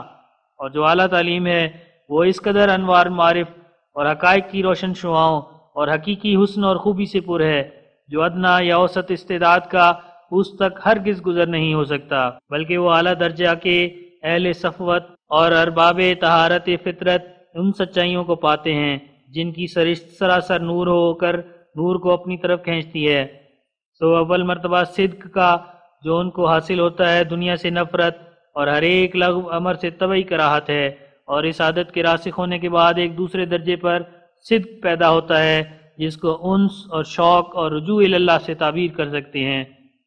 اور اس عادت کے راسخ ہونے کے بعد ایک تیسرے درجے کا صدق پیدا ہوتا ہے جس کو تبدل اعظم اور انقطاع اتم اور محبت ذاتیہ اور فنا فی اللہ کے درجے سے تعبیر کر سکتے ہیں، اور اس عادت کے راسخ ہونے کے بعد روح حق انسان میں حلول کرتی ہے، اور تمام پاک سچائیاں اور اعلیٰ درجے کے معارف و حالات بطریق طبیعت و جبلت بکمال وجد و شرع صدر اس شخص کے نفس پاک پر وارد ہونے شروع ہو جاتے ہیں، اور عمیق در عمیق معارف قرآنیہ و نکات شرعیہ اس شخص کے دل میں جوش مارتے اور زبان پر جاری ہوتے ہیں، اور وہ اسرار شریعت اور لطائف طریقت اس پر کھلتے ہیں جو اہل رسم اور عادت کی عقلیں ان تک پہنچ نہیں سکتیں، کیونکہ یہ شخص مقام نفحات الہیہ پر کھڑا ہوتا ہے اور روح القدس اس کے اندر بولتی ہے، اور تمام کذب اور دروغ کا حصہ اس کے اندر سے کاٹا جاتا ہے، کیونکہ یہ روح سے پاتا ہے اور روح سے بولتا اور روح سے لوگوں پر اثر ڈالتا ہے، اور اس حالت میں اس کا نام صدیق ہوتا ہے کیونکہ اس کے اندر سے بکلی کذب کی تاریکی نکلتی اور اس کی جگہ سچائی کی روشنی اور پاکیزگی اپنا دخل کرتی ہے، اور اس مرتبے پر اعلیٰ درجے کی سچائیوں کا ظہور اور اعلیٰ معارف کا اس کی زبان پر جاری ہونا اس کے لیے بطور نشان کے ہوتا ہے۔ اس کی پاک تعلیم جو سچائی کے نور سے خمیر شدہ ہوتی ہے دنیا کو حیرت میں ڈالتی ہے، اس کے پاک معارف جو سرچشمہ فنا فی اللہ اور حقیقت شناسی سے نکلتے ہیں تمام لوگوں کو تعجب میں ڈالتے ہیں، اور اس قسم کا کمال صدیقیت کے کمال سے موسوم ہے۔ یاد رہے کہ صدیق وہ ہوتا ہے جس کو سچائیوں کا کامل طور پر علم بھی ہو اور پھر کامل اور طبعی طور پر ان پر قائم بھی ہو، مثلا اس کو ان معارف کی حقیقت معلوم ہو کہ وحدانیت باری تعالیٰ کیا شے ہے اور اس کی اطاعت کیا شے ہے، اور محبت باری عزا اسمہ کیا شے ہے، اور شرک سے کس مرتبہ اخلاص پر مخلصی حاصل ہو سکتی ہے، اور عبودیت کی کیا حقیقت ہے، اور اخلاص کی حقیقت کیا، اور توبہ کی حقیقت کیا، اور صبر اور توکل اور رضا اور محویت اور فنا اور صدق اور وفا اور تواضع اور سخا اور ابتحال اور دعا اور عفو اور حیا اور دیانت اور امانت اور اتقاء وغیرہ اخلاق فاضلہ کی کیا کیا حقیقتیں ہیں، پھر ما سوا اس کے ان تمام صفات فاضلہ پر قائم بھی ہو۔ حاشیہ: جن عظیم الشان لوگوں کو بڑے بڑے عظیم ذمہ داریوں کے کام ملتے ہیں اور بعض اوقات خدا تعالیٰ سے علم پا کر خضر کی طرح ایسے کام بھی ان کو کرنے پڑتے ہیں جن سے ایک کوتاہ بین شخص کی نظر میں وہ بعض اخلاقی حالتوں میں یا معاشرت کے طریقوں میں قابل ملامت ٹھہرتے ہیں، ان کے دشمنوں کی باتوں کی طرف دیکھ کر ہرگز بدظن نہیں ہونا چاہیے، کیونکہ اندھے دشمنوں نے کسی نبی اور رسول کو اپنی نکتہ چینی سے مستثنا نہیں رکھا۔ مثلا وہ موسیٰ مرد خدا جس کی نسبت توریت میں آیا ہے کہ وہ زمین کے تمام باشندوں سے زیادہ تر علیم اور امین ہے۔ مخالفوں نے ان پر یہ اعتراض کیے ہیں کہ گویا وہ نعوذ باللہ نہایت درجہ کا سخت دل اور خونی انسان تھا جس کے حکم سے کئی لاکھ شیرخوار بچے قتل کیے گئے، اور ایسا ہی کہتے ہیں کہ وہ نہ دیانت اور امانت سے حصہ رکھتا تھا اور نہ عہد کا پابند تھا، کیونکہ اس کے ایما سے بنی اسرائیل نے کئی لاکھ روپیہ کے سونے اور چاندی کے برتن اور قیمتی زیور بنی اسرائیل سے بطور مستعار لیے، اور یہ عہد کیا کہ ہم ابھی چند روز کے بعد واپس آ کر یہ تمام مال واپس دے دیں گے، مگر عہد کو توڑا اور مال بیگانہ ہضم کیا اور جھوٹ بولا، اور کہتے ہیں کہ یہ موسیٰ کا گناہ تھا کیونکہ اس کے مشورے اور علم سے ایسا کیا گیا، اور اس نے اس حرکت پر بنی اسرائیل کو کچھ سرزنش نہیں کی بلکہ اسی مال سے وہ بھی کھاتا رہا۔ ایسا ہی حضرت مسیح پر بھی ان کے دشمنوں نے اعتراض کیا ہے کہ وہ تقوی کے پابند نہ تھے، چنانچہ ایک بدکار عورت نے ایک نفیس عطر جو بدکاری کے مال سے خریدا گیا تھا ان کے سر پر ملا اور اپنے بالوں کو ان کے پیروں پر ملا، اور ایک جوان اور فاحشہ عورت کا ان کے بدن کو چھونا اور حرام کا تیل ان کے سر پر ملنا اور ان کے اعضاء سے اپنے اعضاء کو لگانا، یہ ایک ایسا امر ہے جو ایک پرہیزگار اور متقی اس کا مرتکب نہیں ہو سکتا۔ اور نیز مسیح کا اجازت دینا کہ تا اس کے شاگرد ایک غیر کے کھیت کے خوشے بلا اجازت مالک کھاویں، اس بات پر دلالت کرتا ہے کہ نعوذ باللہ مسیح کو امانت اور دیانت کی پرواہ نہ تھی۔ یہ وہ اعتراض ہیں جو یہودیوں نے حضرت مسیح پر کیے ہیں، اور یہودیوں کی چند کتابیں جو میرے پاس موجود ہیں، اسی قسم کی ایسی سختی ان میں حضرت مسیح علیہ السلام پر کی گئی ہے جن میں یہ ثابت کرنا چاہا ہے کہ نعوذ باللہ کوئی بھی نیک صفت حضرت مسیح میں موجود نہ تھی۔ ایسا ہی عیسائیوں نے ہمارے نبی صلی اللہ علیہ وسلم کی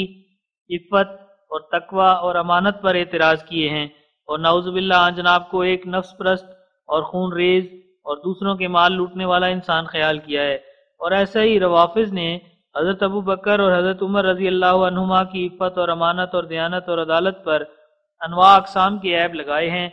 اور ان کے نام منافق، غاصب، ظالم رکھتے ہیں۔ اور ایسا ہی خوارج حضرت علی رضی اللہ عنہ کو فاسق قرار دیتے ہیں، اور بہت سے امور خلاف تقوی ان کی طرف منسوب کرتے ہیں، بلکہ حلیہ ایمان سے بھی ان کو عاری سمجھتے ہیں۔ تو اس جگہ طبعاً یہ سوال پیدا ہوتا ہے کہ جبکہ صدیق کے لیے تقوی اور امانت اور دیانت شرط ہے، تو یہ تمام بزرگ اور اعلیٰ طبقے کے انسان جو رسول اور نبی اور ولی ہیں، کیوں خدا تعالیٰ نے ان کے حالات کو عوام کی نظر میں مشتبہ کر دیا، اور وہ ان کے افعال اور اقوال کو سمجھنے سے اس قدر قاصر رہے کہ ان کو دائرہ تقوی اور امانت اور دیانت سے خارج سمجھا، اور ایسا خیال کر لیا کہ گویا وہ لوگ ظلم کرنے والے اور مال حرام کھانے والے اور خون ناحق کرنے والے اور دروغ گوئی اور عہد شکن اور نفس پرست اور جرائم پیشہ تھے۔ حالانکہ دنیا میں بہت سے ایسے لوگ بھی پائے جاتے ہیں کہ نہ رسول ہونے کا دعویٰ کرتے ہیں اور نہ نبی ہونے کا، اور نہ اپنے تئیں ولی اور امام اور خلیفۃ المسلمین کہلاتے ہیں، لیکن بہیں ہمارا کوئی اعتراض ان کے چال چلن اور زندگی پر نہیں ہوتا۔ تو اس سوال کا جواب یہ ہے کہ خدا تعالیٰ نے ایسا کیا کہ تا اپنے خاص مقبولوں اور محبوبوں کو بدبخش شتاب کاروں سے جن کی عادت بدگمانی ہے مخفی رکھے، جیسا کہ خود وجود اس کا اس قسم کی بدظنی کرنے والوں سے مخفی ہے۔ بتھیرے اس دنیا میں ایسے پائے جاتے ہیں کہ خدا تعالیٰ کو گالیاں دیتے ہیں اور اس کو ظالم اور ناقدر شناس سمجھتے ہیں، یا اس کے وجود سے ہی منکر ہیں۔ وہ قصہ جو قرآن شریف میں حضرت آدم صفی اللہ کی نسبت مذکور ہے، جو فرشتوں نے ان پر اعتراض کیا اور جناب الہی میں عرض کیا کہ کیوں تو ایسے مفسد اور خون ریز کو پیدا کرتا ہے، یہ قصہ اپنے اندر یہ پیشگوئی مخفی رکھتا ہے کہ اہل کمال کی ہمیشہ نکتہ چینی ہوا کرے گی۔ خدا تعالیٰ نے اسی غرض سے خضر کا قصہ بھی قرآن شریف میں لکھا ہے، تا لوگوں کو معلوم ہو کہ ایک شخص ناحق خون کر کے اور یتیموں کے مال کو عمدن نقصان پہنچا کر پھر خدا تعالیٰ کے نزدیک بزرگ اور برگزیدہ ہے۔ ہاں، اس سوال کا جواب دینا باقی رہا کہ اس طرح پر امان اٹھ جاتا ہے اور شریر انسانوں کے لیے ایک بہانہ ہاتھ آ جاتا ہے، اور وہ کوئی بدعملی کر کے خضر کی طرح کہہ سکتے ہیں کہ ہم نے خدا کے حکم سے یہ کام کیا ہے۔ اور یہ ایک مقام اشکال ہے کہ ایک طرف تو خدا یہ کہے کہ میں ظلم اور فحشاء کا حکم نہیں دیتا، اور پھر موسیٰ کی معرفت بے گناہ لوگوں کے مال بنی اسرائیل کے قبضے میں دیوے اور نہایت قابل شرم طریق یعنی دروغ گوئی سے وہ مال لیا جائے اور پھر عہد شکنی سے ہضم کیا جائے۔ ایسا ہی مسیح کو اجازت دی کہ وہ حرام کا عطر ملوانے سے نفرت نہ کرے، اور نامحرم عورت جوان حسین کے اعضاء سے اعضاء ملانے کے وقت کچھ بھی تقوی اور پرہیزگاری کا پاس نہ کرے، اور پھر ایک طرف تو خدا خون ناحق کو کبائر میں داخل کرے اور پھر خضر کو اجازت دے کہ تا معصوم بچے کو بے گناہ قتل کر دے۔ اس اشکال کا جواب یہی ہے کہ ایسے اعتراضات صرف بدظنی سے پیدا ہوتے ہیں۔ اگر کوئی حق کا طالب اور متقی طبع ہے تو اس کے لیے مناسب طریق یہ ہے کہ ان کاموں پر اپنی رائے ظاہر نہ کرے جو متشابہات میں سے اور بطور شاذ و نادر ہیں، کیونکہ شاذ نادر میں کئی وجوہ پیدا ہو سکتے ہیں، اور یہ فاسقوں کا طریق ہے کہ نکتہ چینی کے وقت میں اس پہلو کو چھوڑ دیتے ہیں جس کے صدہا نظائر موجود ہیں، اور بدنیتی کے جوش سے ایک ایسے پہلو کو لے لیتے ہیں جو نہایت قلیل الوجود اور متشابہات کے حکم میں ہوتا ہے، اور نہیں جانتے کہ یہ متشابہات کا پہلو جو شاذ نادر کے طور پر پاک لوگوں کے وجود میں پایا جاتا ہے، یہ شریر انسانوں کے امتحان کے لیے رکھا گیا ہے۔ اگر خدا تعالیٰ چاہتا تو اپنے پاک بندوں کا طریق اور عمل ہر ایک پہلو سے ایسا صاف اور روشن دکھلاتا کہ شریر انسان کو اعتراض کی گنجائش نہ ہوتی، مگر خدا تعالیٰ نے ایسا نہ کیا تا وہ خبیث طبع انسانوں کا خبث ظاہر کرے۔ نبیوں اور رسولوں اور اولیاء کے کارناموں میں ہزارہ نمونے ان کی تقوی اور طہارت اور امانت اور دیانت اور صدق اور پاس عہد کے ہوتے ہیں، اور خود خدا تعالیٰ کی تائیدات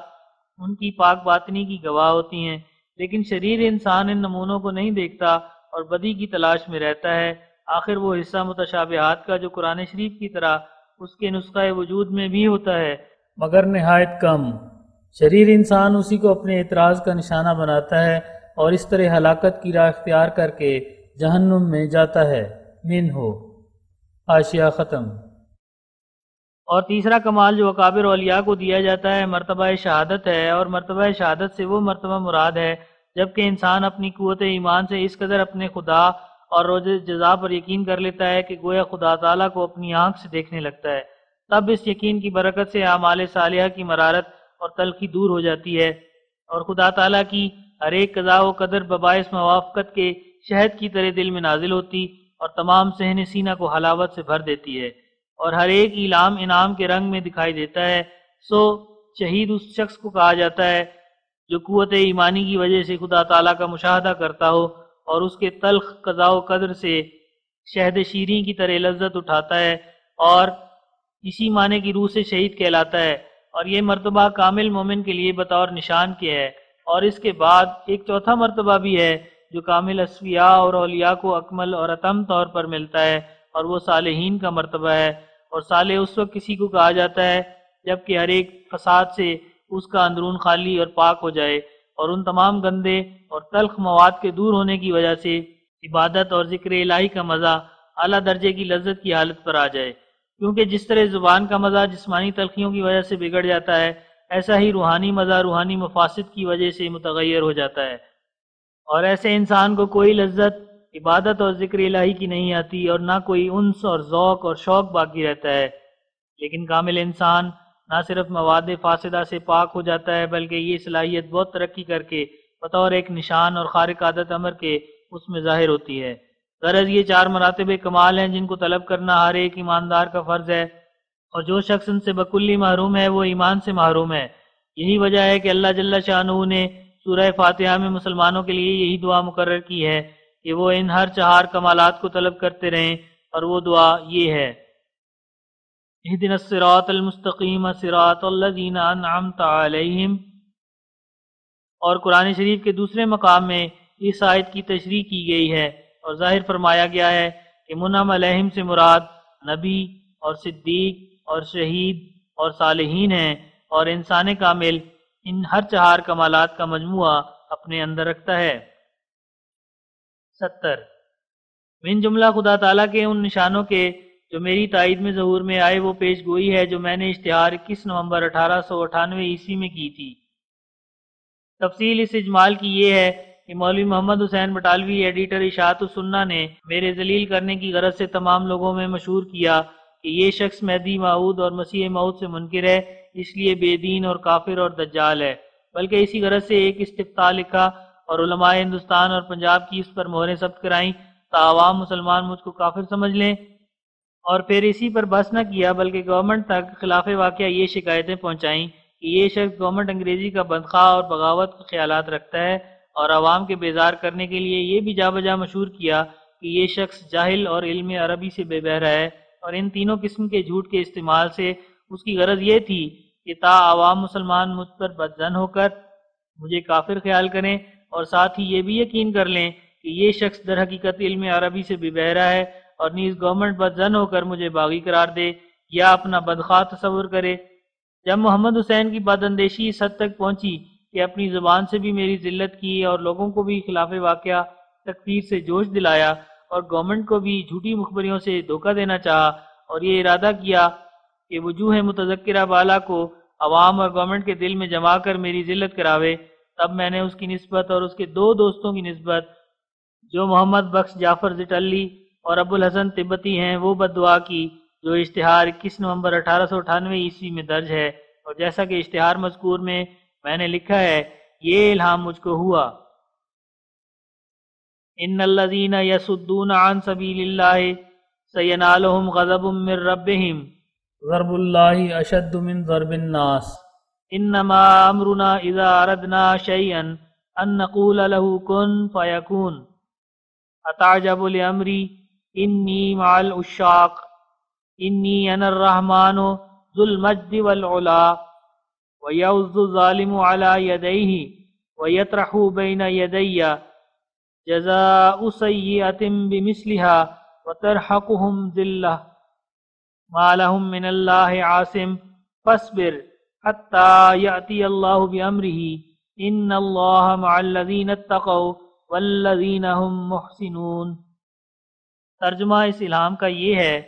کہ جو لوگ خدا تعالیٰ کی راہ سے روکتے ہیں ان قریب خدا تعالیٰ کا غضب ان پر وارد ہوگا۔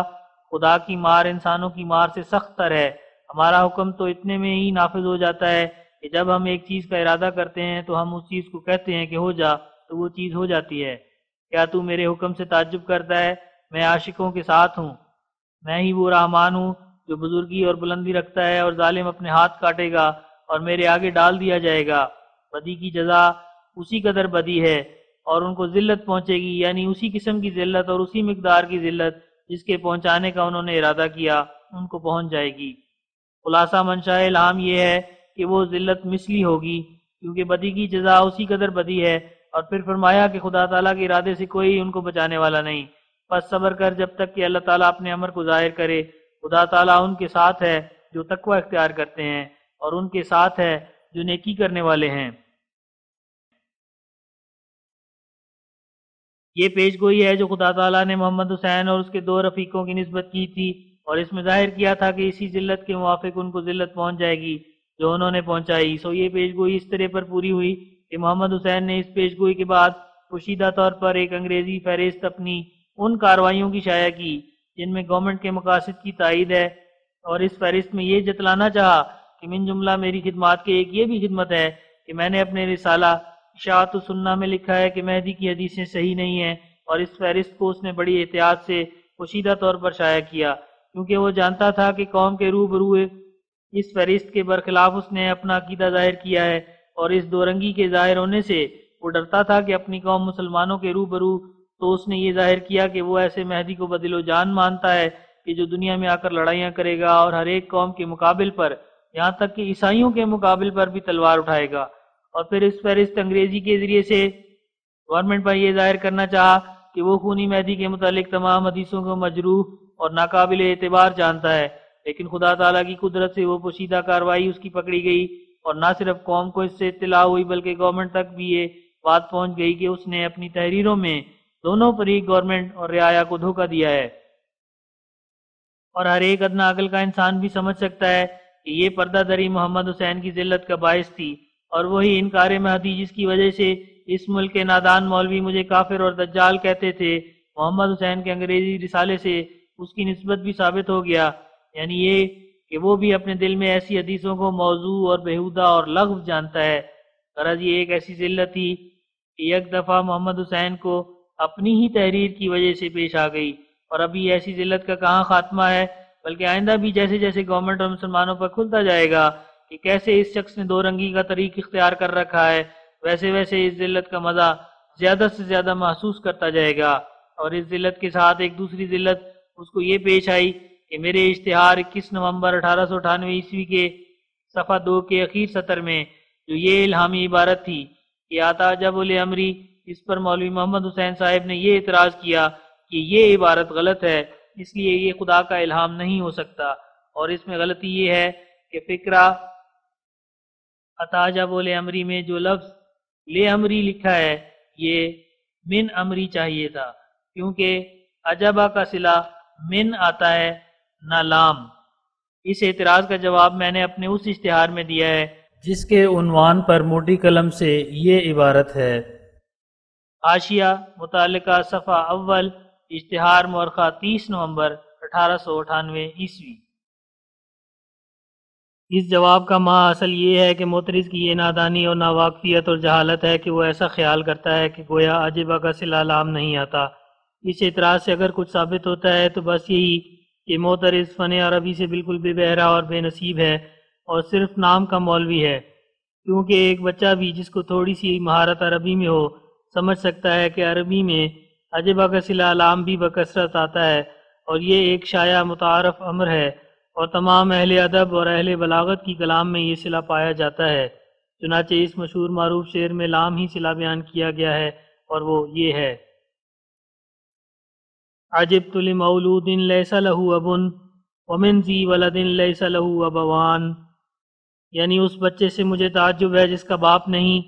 یعنی حضرت عیسیٰ علیہ السلام سے، اور اس سے زیادہ تعجب اس بچوں والے سے ہے جس کے ماں باپ دونوں نہیں۔ اس شعر میں دونوں صلوں کا بیان ہے، لام کے ساتھ بھی اور من کے ساتھ بھی، اور ایسا ہی دیوان حماسہ میں جو بلاغت فصاحت میں ایک مسلم اور مقبول دیوان ہے اور سرکاری کالجوں میں داخل ہے، 5 شعر میں عاجبہ کا صلہ لام ہی لکھا ہے۔ چنانچہ من جملہ ان کے ایک شعر یہ ہے جو دیوان مذکور کے صفحہ 9 میں درج ہے: عجبت لمسراہا وانا تخلصت الی وباب السجن دونی مغلق، یعنی وہ معشوقہ جو عالم تصور میں میرے پاس چلی آئی، مجھے تعجب ہوا کہ وہ ایسے زندان میں جس کے دروازے بند تھے میرے پاس جو میں قید میں تھا کیوں کر چلی آئی۔ دیکھو اس شعر میں بھی اس بلیغ فصیح شاعر نے عجبہ کا صلہ لام ہی بیان کیا ہے، جیسا کہ لفظ لمسراہا سے ظاہر ہے، اور ایسا ہی وہ تمام اشعار اس دیوان کے جو صفحہ 390 و 411 و 575 و 511 میں درج ہیں، ان سب میں عجبہ کا صلہ لام ہی لکھا ہے، جیسا کہ یہ شعر ہے: عجبت لسعی الدہر بینی و بینہا فلما انقضی ما بیننا سکن الدہر، یعنی مجھے اس بات سے تعجب آیا کہ زمانے نے ہم میں جدائی ڈالنے کے لیے کیا کیا کوششیں کیں، مگر جب وہ ہمارا وقت عشق بازی کا گزر گیا تو زمانہ بھی چپ ہو گیا۔ اب دیکھو کہ اس شعر میں بھی عجبہ کا صلہ لام ہی آیا ہے، اور ایسا ہی حماسہ کا یہ شعر ہے: عجبت لبرء منک یا عز بعدما عمرت زمانا منک غیر صحیح، یعنی اے معشوقہ یہ عجیب بات ہے کہ تیرے سبب سے ہی میں اچھا ہوا،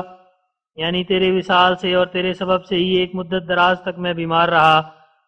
یعنی تیری جدائی کی وجہ سے علیل رہا۔ شاعر کا منشا اس شعر سے یہ ہے کہ وہ اپنی معشوقہ کو مخاطب کر کے کہتا ہے کہ میری بیماری کا بھی تو ہی سبب تھی اور پھر میرے اچھا ہو جانے کا بھی تو ہی سبب ہوئی۔ اب دیکھو کہ اس شعر میں بھی عجبہ کا صلہ لام ہی آیا ہے۔ پھر ایک اور شعر حماسہ میں ہے اور وہ یہ ہے: عجبا لأحمد والعجائب جمت انا یلوم علی الزمان تبذلی، یعنی مجھ کو احمد کی اس حرکت سے تعجب ہے اور عجائب پر عجائب جمع ہو رہے ہیں، کیونکہ وہ مجھے اس بات پر ملامت کرتا ہے کہ میں نے زمانے کی گردش سے بازی کو کیوں ہار دیا۔ وہ کب تک مجھے ایسی بیہودہ ملامت کرے گا؟ کیا وہ نہیں سمجھتا کہ ہمیشہ زمانہ موافق نہیں رہتا اور تقدیر بد کے آگے تدبیر پیش نہ جاتی؟ بس میرا اس میں کیا قصور ہے کہ زمانے کی گردش سے میں ناکام رہا۔ اب دیکھو کہ اس شعر میں بھی عجبہ کا صلہ لام آیا ہے، اور اسی حماسہ میں ایک اور شعر ہے جو اسی قسم کا ہے اور وہ یہ ہے: عجبت لابدان ہجونی صفاحتا ان استبحوا من شائہم وتقیلوا، یعنی مجھے تعجب آیا کہ کنیزک زادوں نے سراسر حماقت سے میری ہجر کی، اور اس ہجر کا سبب ان کی صبح کی شراب اور دوپہر کی شراب تھی۔ اب دیکھو اس شعر میں بھی عجبہ کا صلہ لام آیا ہے، اور اگر یہ کہو کہ یہ تو ان شاعروں کے شعر ہیں جو جاہلیت کے زمانے میں گزرے ہیں، وہ تو کافر ہیں، ہم ان کی کلام کو کب مانتے ہیں؟ تو اس کا جواب یہ ہے کہ وہ لوگ بباعث اپنے کفر کے جاہل تھے، نہ بباعث اپنی زبان کے، بلکہ زبان کی روح سے تو وہ امام مانے گئے ہیں۔ یہاں تک کہ قرآن شریف کے محاورات کی تائید میں ان کے شعر تفاسیر میں بطور حجت پیش کیے جاتے ہیں، اور اس سے انکار کرنا ایسی جہالت ہے کہ کوئی اہل علم اس کو قبول نہیں کرے گا۔ ماں سوا اس کے یہ محاورہ صرف گزشتہ زمانے کے اشعار میں نہیں ہے، بلکہ ہمارے سید و مولا رسول صلی اللہ علیہ وسلم کی احادیث بھی اسی محاورے کی تائید ہوتی ہے۔ مثلا ذرا مشکات کو کھولو اور کتاب الایمان کے صفحہ 3 میں اس حدیث کو پڑھو جو اسلام کے بارے میں حضرت صلی اللہ علیہ وسلم سے مروی ہے، جس کو متفق علیہ بیان کیا گیا ہے، اور وہ یہ ہے: عجبنا لہ یسألہ ویصدقہ، یعنی ہم نے اس شخص کی حالت سے تعجب کیا کہ پوچھتا بھی ہے اور پھر مانتا بھی جاتا ہے۔ اب دیکھو کہ اس حدیث شریف میں بھی عجبنا کا صلہ لام ہی لکھا ہے، اور عجبنا منہ نہیں لکھا بلکہ عجبنا لہو کہا ہے۔ اب کوئی مولوی صاحب انصافاً فرماویں کہ ایک شخص جو اپنے تئیں مولوی کہلاتا ہے بلکہ دوسرے مولویوں کا سرگرو اور ایڈوکیٹ اپنے تئیں قرار دیتا ہے، کیا اس کے لیے یہ ذلت نہیں ہے کہ اب تک اس کو یہ خبر ہی نہیں کہ عجبہ کا صلہ لام بھی آیا کرتا ہے؟ کیا اس قدر جہالت کہ مشکات کی کتاب الایمان کی حدیث کی بھی خبر نہیں؟ کیا یہ عزت کا موجب ہے اور اس سے مولویت کے دامن کو کوئی ذلت کا دھبا نہیں لگتا؟ پھر جب کہ یہ امر پبلک پر عام طور پر کھل گیا اور ہزارہ اہل علم کو معلوم ہو گیا کہ محمد حسین نہ صرف علم صرف و نحو سے ناواقف ہے بلکہ جو کچھ احادیث کے الفاظ ہیں ان سے بھی بے خبر ہے، تو کیا یہ شہرت اس کی عزت کا موجب ہوئی یا اس کی ذلت کا؟ پھر تیسرا پہلو 21 نومبر 1898 عیسوی کی پیشگوئی کے پورا ہونے کا یہ ہے کہ مسٹر جی ایم ڈوئی صاحب بہادر، سابق ڈپٹی کمشنر و ڈسٹرکٹ مجسٹریٹ ضلع گرداسپور نے اپنے حکم 24 فروری 1899 عیسوی میں مولوی محمد حسین سے اس اقرار پر دستخط کرائے کہ وہ آئندہ مجھے دجال اور کافر اور کاذب نہیں کہے گا اور قادیاں کو چھوٹے کاف سے نہیں لکھے گا، اور اس نے عدالت کے سامنے کھڑے ہو کر اقرار کیا کہ آئندہ وہ مجھے کسی مجلس میں کافر نہیں کہے گا اور نہ میرا نام دجال رکھے گا اور نہ لوگوں میں مجھے جھوٹا اور کاذب کر کے مشہور کرے گا۔ اب دیکھو کہ اس اقرار کے بعد وہ استفتاء اس کا کہاں گیا جس کو اس نے بنارس تک قدم فرسائی کر کے تیار کیا تھا۔ اگر وہ اس فتویٰ دینے میں راستی پر ہوتا تو اس کو حاکم کے روبرو یہ جواب دینا چاہیے تھا کہ میرے نزدیک بے شک یہ کافر ہے، اس لیے میں اس کو کافر کہتا ہوں، اور دجال بھی ہے اس لیے میں اس کا نام دجال رکھتا ہوں، اور یہ شخص واقعی جھوٹا ہے اس لیے میں اس کو جھوٹا کہتا ہوں۔ بالخصوص جس حالت میں خدا تعالیٰ کے فضل اور کرم سے میں اب تک اور اخیر زندگی تک انہی عقائد پر قائم ہوں جن کو محمد حسین نے کلمات کفر قرار دیا ہے، تو پھر یہ کس قسم کی دیانت ہے کہ اس نے حاکم کے خوف سے اپنے تمام فتووں کو برباد کر لیا اور حکام کے سامنے اقرار کر دیا کہ میں آئندہ ان کو کافر نہیں کہوں گا اور نہ ان کا نام دجال اور کاذب رکھوں گا۔ بس سوچنے کے لائق ہے کہ اس سے زیادہ اور کیا ذلت ہوگی کہ اس شخص نے اپنی عمارت کو اپنے ہاتھوں سے گرایا۔ اگر اس عمارت کی تقوی پر بنیاد ہوتی تو ممکن نہ تھا کہ محمد حسین اپنی قدیم عادت سے باز آ جاتا۔ ہاں یہ سچ ہے کہ اس نوٹس پر میں نے بھی دستخط کیے ہیں، مگر اس دستخط سے خدا اور منصفوں کے نزدیک میرے پر کچھ الزام نہیں آتا، اور نہ ایسے دستخط میری ذلت کا موجب ٹھہرتے ہیں، کیونکہ ابتدا سے میرا یہی مذہب ہے کہ میرے دعوے کے انکار کی وجہ سے کوئی شخص کافر یا دجال نہیں ہو سکتا۔ حاشیہ: یہ نقطہ یاد رکھنے کے لائق ہے کہ اپنے دعوے کے انکار کرنے والے کو کافر کہنا یہ صرف ان نبیوں کی شان ہے جو خدا تعالیٰ کی طرف سے شریعت اور احکام جدیدہ لاتے ہیں، لیکن صاحب الشریعت کے ماسوا جس قدر ملہم اور محدث ہیں، گو وہ کیسی ہی جناب الہی میں اعلیٰ شان رکھتے ہیں اور خلعت مکالمہ الہیہ سے سرفراز ہوں، ان کے انکار سے کوئی کافر نہیں بن جاتا۔ ہاں بدقسمت منکر جو ان مقربان الہی کا انکار کرتا ہے، وہ اپنے انکار کی شامت سے دن بدن سخت دل ہوتا جاتا ہے، یہاں تک کہ نور ایمان اس کے اندر سے مفقود ہو جاتا ہے، اور یہی احادیث نبویہ سے مستنبط ہوتا ہے کہ انکار اولیاء اور ان سے دشمنی رکھنا اول انسان کو غفلت اور دنیا پرستی میں ڈال دیتا ہے، اور پھر اعمال حسنہ اور افعال صدق اور اخلاص کی ان سے توفیق چھین لیتا ہے، اور پھر آخر سلب ایمان کا موجب ہو کر دینداری کی اصل حقیقت اور مغز سے ان کو بے نصیب اور بے بہرہ کر دیتا ہے۔ اور یہی معنی ہے اس حدیث کے کہ من عاد ولیا لی فقد آذنتہ للحرب، یعنی جو میرے ولی کا دشمن بنتا ہے تو میں اس کو کہتا ہوں کہ بس اب میری لڑائی کے لیے تیار ہو جا۔ اگرچہ اوائل عداوت میں خداوند کریم اور رحیم کے آگے ایسے لوگوں کی طرف سے کسی قدر عدم معرفت کا عذر ہو سکتا ہے، لیکن جب اس ولی اللہ کی تائید میں چاروں طرف سے نشان ظاہر ہونے شروع ہو جاتے ہیں اور نور قلب اس کو شناخت کر لیتا ہے تو اس کی قبولیت کی شہادت آسمان اور زمین دونوں کی طرف سے بآواز بلند کانوں کو سنائی دیتی ہے۔ تو نعوذ باللہ اس حالت میں جو شخص عداوت اور عناد سے باز نہیں آتا اور طریق تقوی کو بکلی الوداع کہہ کر دل کو سخت کر لیتا ہے اور عناد اور دشمنی سے ہر وقت درپے ایذا رہتا ہے، تو اس حالت میں وہ حدیث مذکورہ بالا کے ماتحت آ جاتا ہے۔ خدا تعالیٰ بڑا کریم و رحیم ہے، وہ انسان کو جلد نہیں پکڑتا، لیکن جب انسان ناانصافی اور ظلم کرتا کرتا حد سے گزر جاتا اور بہرحال اس عمارت کو گرانا چاہتا ہے اور اس باغ کو جلانا چاہتا ہے جس کو خدا تعالیٰ نے اپنے ہاتھ سے تیار کیا ہے، تو اس صورت میں قدیم سے اور جب سے کہ سلسلہ نبوت کی بنیاد پڑی ہے، عادت اللہ یہی ہے کہ وہ ایسے مفسد کا دشمن ہو جاتا ہے اور سب سے پہلے دولت ایمان اس سے چھین لیتا ہے، اب بلم کی طرح صرف لفاظی اور زبانی کیل و کال اس کے پاس رہ جاتی ہے، اور جو نیک بندوں کی خدا تعالیٰ کی طرف نسبت انس اور شوق اور ذوق اور محبت اور تبدل اور تقوی کی ہوتی ہے وہ اس سے کھوئی جاتی ہے، اور وہ خود محسوس کرتا ہے کہ ایام موجودہ سے 10 سال پہلے جو کچھ اس کو رکت اور انشراح اور بست اور خدا کی طرف جھکنے اور دنیا اور اہل دنیا سے بیزاری کی حالت دل میں موجود تھی، اور جس طرح سچے زہد کی چمک کبھی کبھی اس کو آگاہ کرتی تھی کہ وہ خدا کے عباد صالحین میں سے ہو سکتا ہے، اب وہ چمک بکلی اس کے اندر سے جاتی رہی ہے، اور دنیا طلبی کی ایک آگ اس کے اندر بھڑک اٹھتی ہے، اور انکار اہل اللہ کی شامت سے اس کو یہ بھی خیال نہیں آتا کہ جس زمانے میں اس کے خیال نیک اور پاک اور زاہدانہ تھے، اب اس زمانے کی نسبت اس کی عمر بہت زیادہ ہو گئی ہے۔ غرض اس کو کچھ سمجھ نہیں آتا کہ مجھ کو کیا ہو گیا، اور دنیا طلبی میں گرا جاتا اور دنیا کا جاہ ڈھونڈتا ہے حالانکہ موت کے قریب ہوتا ہے۔ غرض اسی طرح ایمان کا نور اس کے دل سے چھین لیتے ہیں، اور اولیاء اللہ کی عداوت سے دوسرا سبب سلب ایمان کا یہ بھی ہو جاتا ہے کہ وہ اس ولی اللہ کی ہر حالت میں مخالفت کرتا رہتا ہے جو سرچشمہ نبوت سے پانی پیتا ہے، جس کو سچائی پر قائم کیا جاتا ہے۔ تو چونکہ اس کی عادت ہو جاتی ہے کہ خواہ خواہ ہر ایک ایسی سچائی کو رد کرتا ہے جو اس ولی کے منہ سے نکلتی ہے، اور جس قدر اس کی تائید میں نشان ظاہر ہوتے ہیں یہ خیال کر لیتا ہے کہ ایسا ہونا جھوٹوں سے ممکن ہے، اس لیے رفتہ رفتہ سلسلہ نبوت بھی اس پر مشتبہ ہو جاتا ہے۔ لہذا انجام کار اس مخالفت کے پردے میں اس کی ایمانی عمارت کی اینٹیں گرنی شروع ہو جاتی ہیں، یہاں تک کہ کسی دن کسی ایسے عظیم شان مسئلے کی مخالفت یا نشان کا انکار کر بیٹھتا ہے جس سے ایمان جاتا رہتا ہے۔ ہاں اگر کسی کا کوئی سابق نیک عمل ہو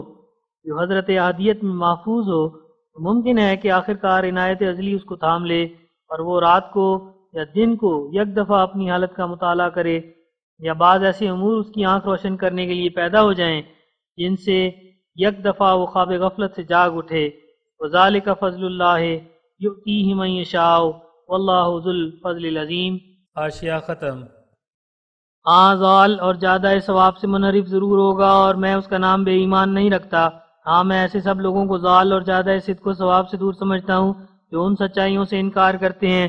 جو خدا تعالیٰ نے میرے پر کھولی ہیں۔ میں بلا شبہ ایسے ہر ایک آدمی کو ضلالت کی آلودگی سے مبتلا سمجھتا ہوں جو حق اور راستی سے منحرف ہے، لیکن میں کسی کلمہ گو کا نام کافر نہیں رکھتا جب تک وہ میری تکفیر اور تکذیب کر کے اپنے تئیں خود کافر نہ بنا لے وے۔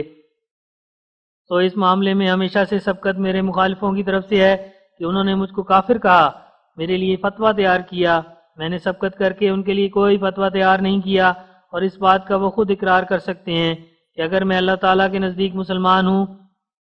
تو مجھ کو کافر بنانے سے رسول اللہ صلی اللہ علیہ وسلم کا فتویٰ ان پر یہی ہے کہ وہ خود کافر ہیں، تو میں ان کو کافر نہیں کہتا بلکہ وہ مجھ کو کافر کہہ کر خود فتویٰ نبوی کے نیچے آتے ہیں۔ سو اگر مسٹر ڈوئی صاحب کے روبرو میں نے اس بات کا اقرار کیا ہے کہ میں ان کو کافر نہیں کہوں گا تو واقعی میرا یہی مذہب ہے کہ میں کسی مسلمان کو کافر نہیں جانتا۔ ہاں یہ عقیدہ رکھتا ہوں کہ جو شخص مسلمان ہو کر ایک سچے ولی اللہ کے دشمن بن جاتے ہیں ان سے نیک عملوں کی توفیق چھین لی جاتی ہے، اور دن بدن ان کے دل کا نور کم ہوتا جاتا ہے یہاں تک کہ ایک دن چراغ سحری کی طرح گل ہو جاتا ہے۔ تو یہ میرا عقیدہ اپنی طرف سے نہیں ہے بلکہ رسول اللہ صلی اللہ علیہ وسلم کی طرف سے ہے۔ غرض جس شخص نے ناحق جوش میں آ کر مجھ کو کافر قرار دیا اور میرے لیے فتویٰ تیار کیا کہ یہ شخص کافر دجال کذاب ہے، اس نے خدا تعالیٰ کے حکم سے تو کچھ خوف نہ کیا کہ وہ اہل قبلہ اور کلمہ گو کو کیوں کافر بناتا ہے، اور ہزارہ بندگان خدا کو جو کتاب اللہ کے تابع اور شعار اسلام ظاہر کرتے ہیں کیوں دائرہ اسلام سے خارج کرتا ہے۔ لیکن مجسٹریٹ ضلع کی ایک دھمکی سے ہمیشہ کے لیے یہ قبول کر لیا کہ میں آئندہ ان کو کافر اور دجال اور کذاب نہیں کہوں گا، اور آپ ہی فتویٰ تیار کیا اور آپ ہی حکام کے خوف سے منسوخ کر دیا، اور ساتھ ہی جعفر زٹلی وغیرہ کی کلمیں ٹوٹ گئیں، اور بائیں ہمارا رسوائی۔ پھر محمد حسین نے اپنے دوستوں کے پاس یہ ظاہر کیا کہ فیصلہ میری منشا کے موافق ہوا ہے، لیکن سوچ کر دیکھو کہ کیا محمد حسین کا یہی منشا تھا کہ آئندہ مجھے کافر نہ کہے اور تکذیب نہ کرے اور ان باتوں سے توبہ کر کے اپنا منہ بند کر لے، اور کیا جعفر زٹلی یہ چاہتا تھا کہ اپنی گندی تحریروں سے باز آ جائے؟ بس اگر یہ وہی بات نہیں جو اشتہار 21 نومبر 1898 عیسوی کی پیش گوئی پوری ہو گئی اور خدا نے میرے ذلیل کرنے والے کو ذلیل کیا ہے تو اور کیا ہے؟ جس شخص نے اپنے رسالوں میں یہ عہد شائع کیا تھا کہ میں اس شخص کو مرتے دم تک کافر اور دجال کہتا رہوں گا جب تک وہ میرا مذہب قبول نہ کرے۔ تو اس میں اس کی کیا عزت رہی جو اس عہد کو اس نے توڑ دیا، اور وہ جعفر زٹلی جو گندی گالیوں سے کسی طرح باز نہیں آتا تھا، اگر ذلت کی موت اس پر وارد نہیں ہوئی تو اب کیوں نہیں گالیاں نکالتا؟ اور ابو الحسن تبتی کہاں ہے؟ اس کی زبان کیوں بند ہو گئی؟ کیا اس کے گندے ارادوں پر کوئی انقلاب نہیں آیا؟ بس یہی تو وہ ذلت ہے جو پیش گوئی کا منشا تھا۔ ان سب کے منہ میں لگام دی گئی، اور در حقیقت اس الہام کی تشریح جو 21 نومبر 1898 عیسوی کو ہوا، اس الہام نے دوبارہ کر دی جو بتاریخ 21 فروری 1899 عیسوی رسالہ حقیقت المہدی میں شائع کیا گیا۔ بلکہ عجیب تر بات یہ ہے کہ 21 نومبر 1898 عیسوی کے اشتہار میں جو الہام شائع ہوا تھا، اس میں ایک یہ فقرہ تھا کہ یعز الظالم علی یدیہ، اور پھر یہی فقرہ 21 فروری 1899 عیسوی کے الہام میں بھی جو 21 نومبر 1898 کے الہام کے لیے بطور شرح کے آیا ہے، جیسا کہ رسالہ حقیقت المہدی کے صفحہ 12 سے ظاہر ہے۔ بس ان دونوں الہاموں کے مقابلے سے ظاہر ہوگا کہ یہ دوسرا الہام جو 21 نومبر 1898 عیسوی کے الہام سے قریباً 3 ماہ بعد ہوا ہے، اس پہلے الہام کی تشریح کرتا ہے اور اس بات کو کھول کر بیان کرتا ہے کہ وہ ذلت جس کا وعدہ اشتہار 21 نومبر 1898 عیسوی میں تھا وہ کس رنگ میں پوری ہوگی۔ اسی غرض سے یہ مؤخر الذکر الہام جو 21 فروری 1899 عیسوی کو ہوا، پہلے الہام کے ایک فقرے کا اعادہ کر کے ایک اور فقرہ بطور تشریح اس کے ساتھ بیان کرتا ہے۔ یعنی پہلا الہام جو اشتہار 21 نومبر 1898 عیسوی میں درج ہے، جو محمد حسین اور جعفر زٹلی اور ابو الحسن تبتی کی ذلت کی پیش گوئی کرتا ہے، اس میں یہ فقرہ تھا کہ یعظ الظالم علی یدیہ، یعنی ظالم اپنے ہاتھ کاٹے گا۔ اور دوسرے الہام میں جو 21 فروری 1899 عیسوی میں بذریعہ رسالہ حقیقت المہدی شائع ہوا، اس میں یہی فقرہ ایک زیادہ فقرے کے ساتھ اس طرح پر لکھا گیا ہے، یعض الظالم علی یدیہ ویوثق، اور اس فقرے کے معنی اسی رسالے حقیقت المہدی کے صفحہ 12 کی اخیر سطر اور صفحہ 13 کی پہلی سطر میں یہ بیان کیے گئے ہیں، ظالم اپنے ہاتھ کاٹے گا اور اپنی شرارتوں سے روکا جائے گا۔ اب دیکھو کہ اس تشریح میں صاف بتلایا گیا ہے کہ ذلت کس قسم کی ہوگی، یعنی یہ ذلت ہوگی کہ محمد حسین اور جعفر زٹلی اور ابو الحسن تبتی اپنی گندی اور بے حیائی کی تحریروں سے روکے جائیں گے، اور جو سلسلہ انہوں نے گالیاں دینے اور بے حیائی کے بے جا حملوں اور ہماری پرائیویٹ زندگی اور خاندانی تعلقات کی نسبت نہایت درجے کی کمینہ پن کی شرارت اور بد زبانی اور افتراء اور جھوٹ سے شائع کیا تھا، وہ جبراً بند کیا جائے گا۔ اب سوچو کہ کیا وہ سلسلہ بند کیا گیا یا نہیں، اور کیا وہ شیطانی کاروائیاں جو ناپاک زندگی کا خاصہ ہوتی ہیں، جن کی بے جا غلوب سے پاک دامن بیویوں آل رسول صلی اللہ علیہ وسلم پر گندہ زبانی کے حملے کرنے کی نوبت پہنچ گئی تھی، کیا یہ پلید اور بے حیائی کے طریق جو محمد حسین اور اس کے دوست جعفر زٹلی نے اختیار کیے تھے، حاکم مجاز کے حکم سے روکے گئے یا نہیں؟ اور کیا یہ گندہ زبانی کی عادت جس کو کسی طرح یہ لوگ چھوڑنا نہیں چاہتے تھے چھڑائی گئی یا نہیں؟ بس ایک عقل مند انسان کے لیے یہ ذلت کچھ تھوڑی نہیں کہ اس کی خلاف تہذیب اور بے حیائی اور سفلے پن کی عادات کے کاغذات عدالت میں پیش کیے جائیں اور پڑھے جائیں، اور عام اجلاس میں سب پر یہ بات کھلے اور ہزارہ لوگوں میں شہرت پاوے کہ مولوی کہلا کر ان لوگوں کی یہ تہذیب اور یہ شائستگی ہے۔ اب خود سوچ لو کہ کیا اس حد تک کسی شخص کی گندی کارروائیاں، گندے عادات، گندے اخلاق حکام اور پبلک پر ظاہر ہونا، کیا یہ عزت ہے یا بے عزتی؟ اور کیا ایسے نفرتی اور ناپاک شیوے پر عدالت کی طرف سے مواخذہ ہونا یہ کچھ سرفرازی کا موجب ہے یا شان مولویت کو اس سے ذلت کا دھبا لگتا ہے؟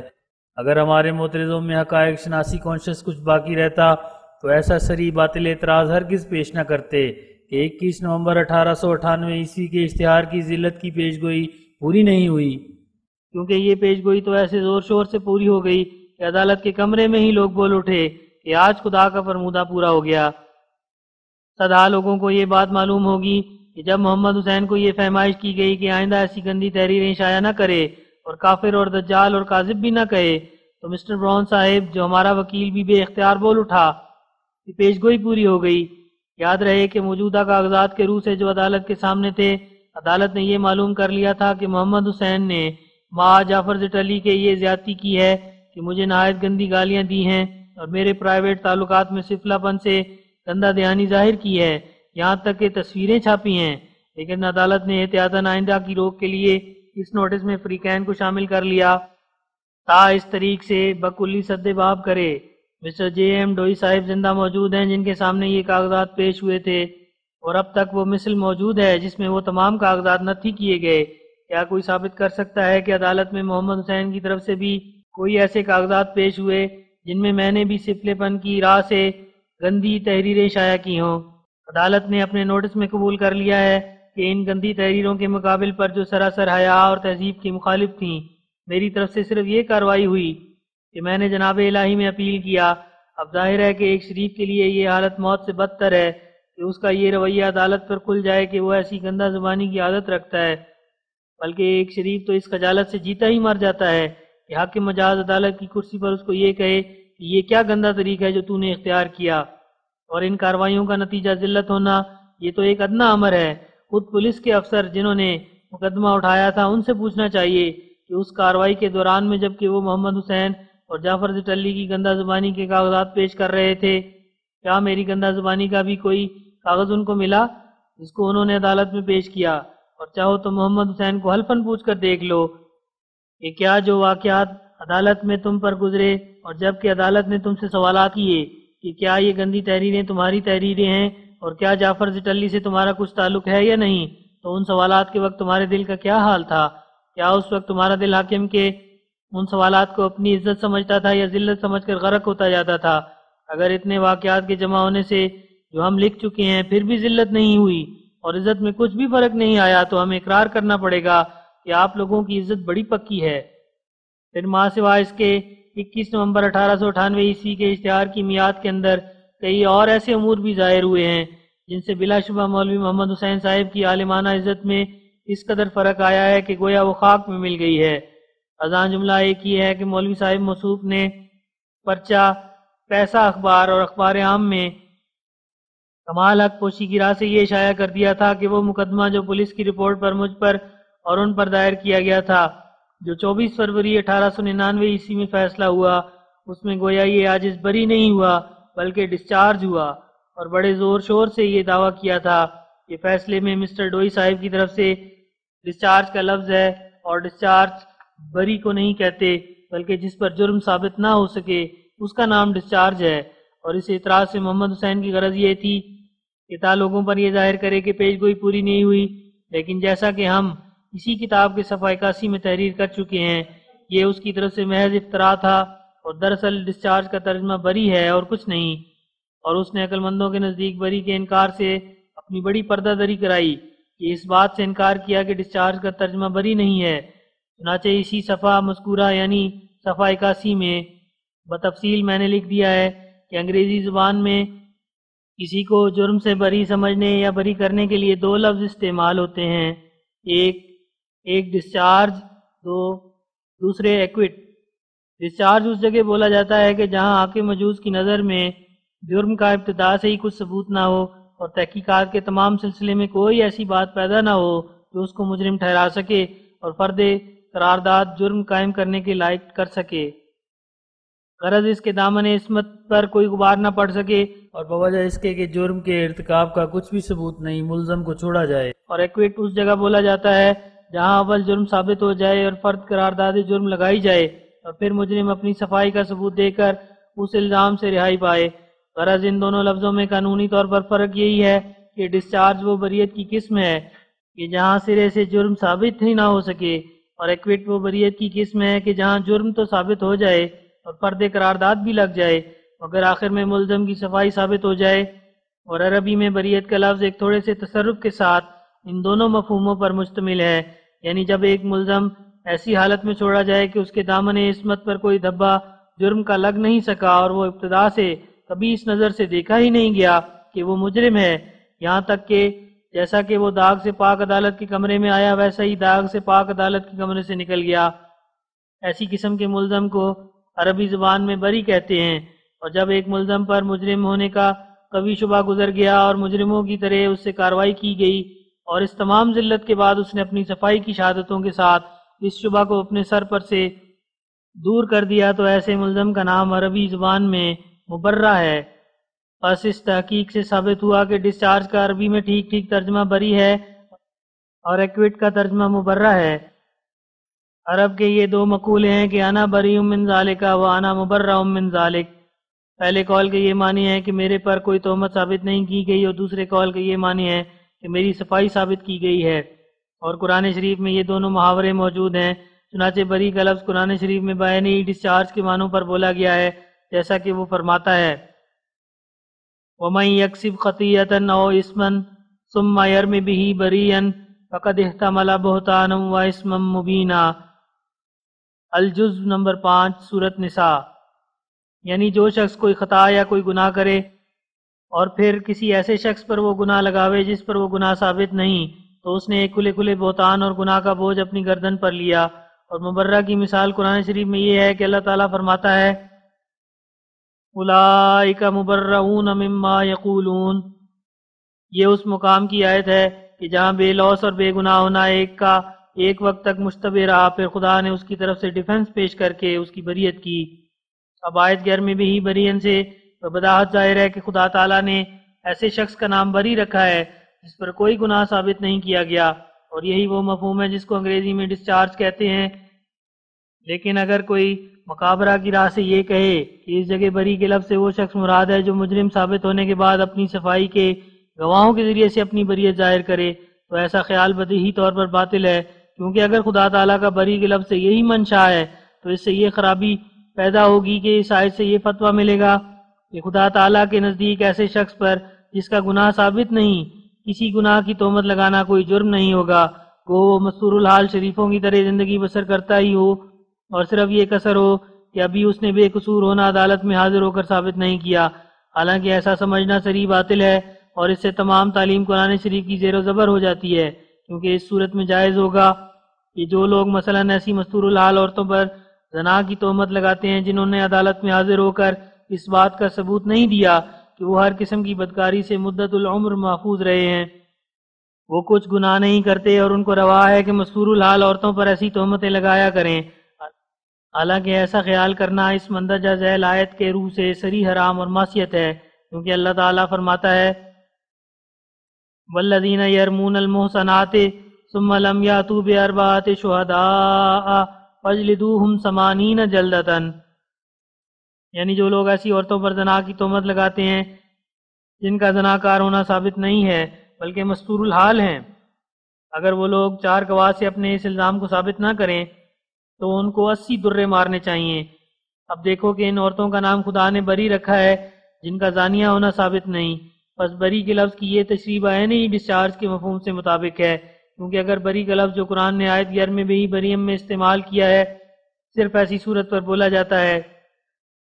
کہ جب کہ کسی کو مجرم ٹھہرا کر اس پر فرد قرارداد جرم لگائی جائے اور پھر وہ گواہوں کی شہادت سے اپنی صفائی ثابت کرے اور استغاثہ کا ثبوت ڈیفنس کے ثبوت سے ٹوٹ جائے، تو اس صورت میں ہر ایک شریر کو آزادی ہوگی کہ ایسی تمام عورتوں پر زنا کا الزام لگاوے جنہوں نے معتمد گواہوں کے ذریعے سے عدالت میں ثابت نہیں کر دیا کہ وہ زانیہ نہیں ہیں، خواہ وہ رسولوں اور نبیوں کی عورتیں ہوں، اور خواہ صحابہ کی، اور خواہ اولیاء اللہ کی، اور خواہ اہل بیت کی عورتیں ہوں۔ اور ظاہر ہے کہ آیت 11 بھی بریم میں بری کے لفظ کے ایسے معنی کرنے صاف الحاد ہے جو ہرگز خدا تعالیٰ کا منشا نہیں ہے، بلکہ بدیہی طور پر معلوم ہوتا ہے کہ اس آیت میں بری کے لفظ سے خدا تعالیٰ کا یہی منشا ہے کہ جو مستور الحال لوگ ہیں، خواہ مرد ہیں خواہ عورتیں ہیں، جن کا کوئی گناہ ثابت نہیں، وہ سب بری کے نام کے مستحق ہیں، اور بغیر ثبوت ان پر کوئی تہمت لگانا فسق ہے، جس سے خدا تعالیٰ اس آیت میں منع فرماتا ہے۔ اور اگر کسی کو نبیوں اور رسولوں کی کچھ پرواہ نہ ہو اور اپنی ضد سے باز نہ آوے تو پھر ذرا شرم کر کے اپنی عورتوں کی نسبت ہی کچھ انصاف کرے کہ کیا اگر ان پر کوئی شخص ان کی عفت کے مخالف کوئی ایسی ناپاک تہمت لگاوے جس کا کوئی ثبوت نہ ہو تو کیا وہ عورتیں آیت 11 بھی برین کی مصداق ٹھہر کر بری سمجھی جا سکتی ہیں، اور ایسا تہمت لگانے والا سزا کے لائق ٹھہرتا ہے، یا وہ محض اس حالت میں بری سمجھی جائیں گی جبکہ وہ اپنی صفائی اور پاک دامنی کے بارے میں عدالت میں گواہ گزرانے اور جب تک وہ بذریعہ شہادتوں کے اپنی عفت کا عدالت میں ثبوت نہ دیں تب تک جو شخص چاہے ان کی عفت پر حملہ کیا کرے اور ان کو غیر بری قرار دے۔ اور ظاہر ہے کہ خدا تعالیٰ نے آیت موصوفہ میں بار ثبوت تہمت لگانے والے پر رکھا ہے، اور جب تک تہمت لگانے والا کسی گناہ کو ثابت نہ کرے تب تک تمام مردوں اور عورتوں کو بری کہلانے کے مستحق ٹھہرایا ہے۔ پس قرآن اور زبان عرب کے روح سے بری کے معنی ایسے وسیع ہیں کہ جب تک کسی پر کسی جرم کا ثبوت نہ ہو وہ بری کہلائے گا، کیونکہ انسان کے لیے بری ہونا طبعی حالت ہے اور گناہ ایک عارضہ ہے وہ جو پیچھے سے لاحق ہوتا ہے۔ ایک اور امر عظیم الشان ہے جو اشتہار 21 نومبر 1898 کی میعاد میں ظہور میں آیا، جس سے اشتہار مذکورہ کی پیش گوئی کا پورا ہونا اور بھی وضاحت سے ثابت ہوتا ہے، کیونکہ وہ پیش گوئی جو چوتھا لڑکا ہونے کے بارے میں ضمیمہ انجام اتم کے صفحہ 58 میں کی گئی تھی،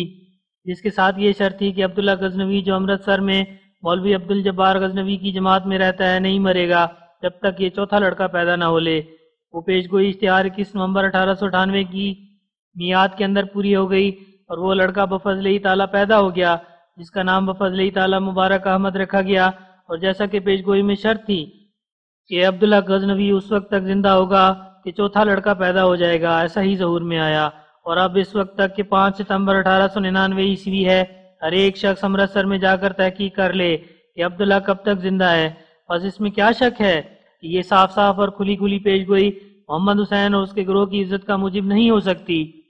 کیونکہ خدا نے ایسے انسان کی دعا کو قبول کر کے جو محمد حسین اور اس کے گروہ کی نظر میں کافر اور دجال ہے، اس کی پیش گوئی کے مطابق عبداللہ غزنوی کی زندگی میں اس کو بسر چہارم عنایت فرمایا، اور یہ ایک تائید الہی ہے جو بجز صادق انسان کے اور کسی کے لیے ہرگز نہیں ہو سکتی۔ بس جبکہ اس پیش گوئی کا میعاد کے اندر پورا ہو جانا اور عبداللہ کی زندگی میں ہی اس کا ظہور میں آنا میری عزت کا موجب ہوا، تو بلا شبہ محمد حسین اور اس کے گروہ جعفر زٹلی وغیرہ کی ذلت کا موجب ہوا ہوگا۔ یہ اور بات ہے کہ یہ لوگ ہر ایک بات میں اور ہر ایک موقع پر یہ کہتے رہیں کہ ہماری کچھ بھی ذلت نہیں ہوئی، لیکن جو شخص منصف ہو کر ان تمام واقعات کو پڑھے گا اس کو تو بہرحال ماننا پڑے گا کہ بلا شبہ ذلت ہو چکی۔ اس جگہ ہمیں افسوس سے یہ بھی لکھنا پڑا ہے کہ پرچہ اخبار عام 23 نومبر 1899 عیسوی میں ایک شخص ثناء اللہ نام امرتسری نے یہ مضمون چھپوایا ہے کہ اب تک مولوی محمد حسین کی کچھ بھی ذلت نہیں ہوئی۔ ہم حیران ہیں کہ اس صریح خلاف واقعہ امر کا کیا جواب لکھیں۔ ہم نہیں جانتے کہ ثناء اللہ صاحب کے خیال میں ذلت کس کو کہتے ہیں۔ ہاں، ہم یہ قبول کرتے ہیں کہ ذلت کئی قسم کی ہوتی ہے اور انسانوں کی ہر ایک طبقے کے مناسب حال ایک قسم کی ذلت ہے۔ مثلا زمینداروں میں سے ایک وہ ہیں جو فقط سرکاری دستک جاری ہونے سے اپنی ذلت خیال کرتے ہیں، اور ان کے مقابل پر اس قسم کے زمیندار بھی دیکھے جاتے ہیں کہ قسط مالگزاری بر وقت ادا نہ ہونے کی وجہ سے تحصیل کے چپڑاسی ان کو پکڑ کر لے جاتے ہیں اور بوجہ نہ ادائیگی معاملے کے سخت گوشمالی کرتے ہیں، بلکہ بعض اوقات 2-4 جوتے ان کو مار بھی دیتے ہیں، اور وہ زمیندار ہنسی خوشی سے مار کھا لیتے ہیں اور ذرا خیال نہیں کرتے کہ کچھ بھی ان کی بے عزتی ہوئی ہے۔ اور ان سے بھی زیادہ باشریر چوڑوں اور چماروں اور سہنسیوں میں سے ایسے ہوتے ہیں کہ جو جیل خانے میں جاتے ہیں اور چوتڑوں پر بیعت بھی کھاتے ہیں، اور بھائی ہمیں کبھی نہیں سمجھتے کہ ہماری عزت میں کچھ بھی فرق آیا ہے، بلکہ جیل میں ہنستے رہتے اور گاتے رہتے ہیں، گویا ایک نشے میں ہیں۔ اب چونکہ عزتیں کئی قسم کی اور ذلتیں بھی کئی قسم کی ہیں، اس لیے یہ بات میاں ثناء اللہ سے پوچھنے کے لائق ہے کہ وہ کس امر کو شیخ محمد حسین کی ذلت قرار دیتے ہیں، اور اگر اتنی قابل شرم باتوں میں سے جو بیچارے محمد حسین کو پیش آئیں اب تک اس کی کچھ بھی ذلت نہیں ہوئی، تو ہمیں سمجھاویں کہ وہ کون سی صورت تھی جس سے اس کی ذلت ہو سکتی، اور بیان فرماویں کہ جو مولوی محمد حسین جیسی شان اور عزت کا آدمی ہو اس کی ذلت کس قسم کی بے عزتی میں متصور ہے۔ اب تک تو ہم یہی سمجھے بیٹھے تھے کہ شریف اور معزز انسانوں کی عزت نہایت نازک ہوتی ہے اور تھوڑی سی کسر شان سے عزت میں فرق آ جاتا ہے، مگر اب میاں ثناء اللہ صاحب کے بیان سے معلوم ہوتا ہے کہ ان تمام قابل شرم امور سے مولوی صاحب موصوف کی عزت میں کچھ بھی فرق نہیں آیا۔ پس اس صورت میں ہم اس انکار کا کچھ بھی جواب نہیں دے سکتے جب تک کہ میاں ثناء اللہ کھول کر ہمیں نہ بدلاویں کہ کس قسم کی ذلت ہونی چاہیے تھی جس سے معاہدین کے اس ایڈوکیٹ کی عزت میں فرق آ جاتا۔ اگر وہ معقول طور پر ہمیں سمجھا دیں گے کہ شریفوں اور معززوں اور ایسے نامی علماء کی ذلت کس قسم کی ہونی ضروری ہے، تو اس صورت میں اگر ہماری پیشگوئی کے روح سے وہ خاص ذلت نہیں پہنچی جو پہنچنی چاہیے تھی تو ہم اقرار کر دیں گے کہ ابھی پیشگوئی پورے طور پر ظہور میں نہیں آئی۔ لیکن اب تک تو ہم مولوی محمد حسین کی عالمانہ حیثیت پر نظر کر کے یہی سمجھتے ہیں کہ پیشگوئی ان کی حیثیت کے مطابق اور نیز الہامی حاشیہ الہامی شرط یہ تھی کہ محمد حسین اور اس کے 2 رفیقوں کی ذلت صرف اسی قسم کی ہوگی جس قسم کی ذلت انہوں نے پہنچائی تھی، جیسا کہ الہام مندرجہ اشتہار 21 نومبر 1898 عیسوی کے اس فقرے سے ظاہر ہے کہ جزاء سیئۃ بمثلھا وترحقهم ذلہ۔ پس الہامی شرط کو نظر انداز کر کے اعتراض اٹھانا نادان متعصبوں کا کام ہے، نہ عقل مندوں اور منصفوں کا من ہو۔ شرط کے مطابق پورے طور پر ظہور میں آ چکی۔ مدت ہوئی کہ ہمیں ان تمام مولویوں سے ترک ملاقات ہے، ہمیں کچھ بھی معلوم نہیں کہ یہ لوگ اپنی بےزتی کس حد کی ذلت میں خیال کرتے ہیں اور کس حد کی ذلت کو ہضم کر جاتے ہیں۔ میاں ثناء اللہ کو اعتراض کرنے کا بے شک حق ہے، مگر ہم جواب دینے سے معذور ہیں جب تک وہ کھول کر بیان نہ کریں کہ بےزتی تب ہوتی تھی کہ جب ایسا ظہور میں آتا۔ ہم قبول کرتے ہیں کہ انسانوں کی مختلف طبقوں کے لحاظ سے بےزتی بھی مختلف طور پر ہے اور ہر ایک کے لیے وجوہ ذلت کے جدا جدا ہیں، لیکن ہمیں کیا خبر ہے کہ آپ لوگوں نے مولوی محمد حسین کو کس طبقے کا انسان قرار دیا ہے اور اس کی ذلت کن امور میں تصور فرمائی ہے۔ ہماری دانست میں تو میاں ثناء اللہ کو مولوی محمد حسین صاحب سے کوئی پوشیدہ کینہ ہے کہ وہ اب تک ان کی اس درجے کی ذلت پر راضی نہیں ہوئے جو شریفوں اور معززوں اور اہل علم کے لیے کافی ہے۔ یہ تو ظاہر ہے کہ دنیا میں ذلت تین قسم کی ہوتی ہے، ایک تو جسمانی ذلت جس کے اکثر جرائم پیشہ تختہ مشق ہوتے رہتے ہیں، دوسرے اخلاقی ذلت، یہ تب ہوتی ہے جب کہ کسی کی اخلاقی حالت نہایت گندی ثابت ہو اور اس پر اس کو سرزنش ہو، تیسرے علمی پردہ داری کی ذلت جسے عالمانہ حیثیت خاک میں ملتی ہے۔ اب ظاہر ہے کہ اخلاقی ذلت ظہور میں آ چکی ہے، اگر کسی کو شک ہے تو اس مثل کو ملاحظہ کرے جو مسٹر جے ایم ڈوئی صاحب کی عدالت میں تیار ہوئی ہے۔ ایسا ہی عالمانہ حیثیت کی ذلت ظہور میں آ چکی اور اجبتوں کے صلے پر جو اعتراض محمد حسین صاحب نے کیا ہے اور پھر جو ڈسچارج کا ترجمہ کرتے ہوئے آپ نے فرمایا ہے کہ ڈسچارج کا ترجمہ بری نہیں ہے، ان دونوں اعتراضوں سے صاف طور پر کھل گیا کہ علاوہ کمالات نحو دانی اور حدیث دانی کے آپ کو قانون انگریزی میں بھی بہت کچھ دخل ہے۔ اور یاد رہے کہ دشمن کی ذلت ایک قسم کی یہ بھی ہوتی ہے کہ اس کے مخالف کو جس کے ذلیل کرنے کے لیے ہر دم تدبیریں کرتا اور طرح طرح کے مکر استعمال میں لاتا ہے، خدا تعالیٰ کی طرف سے عزت مل جائے۔ سو اس قسم کی ذلت بھی ظاہر ہے، کیونکہ ڈوئی صاحب کے مقدمے کے بعد جو کچھ خدا تعالیٰ کے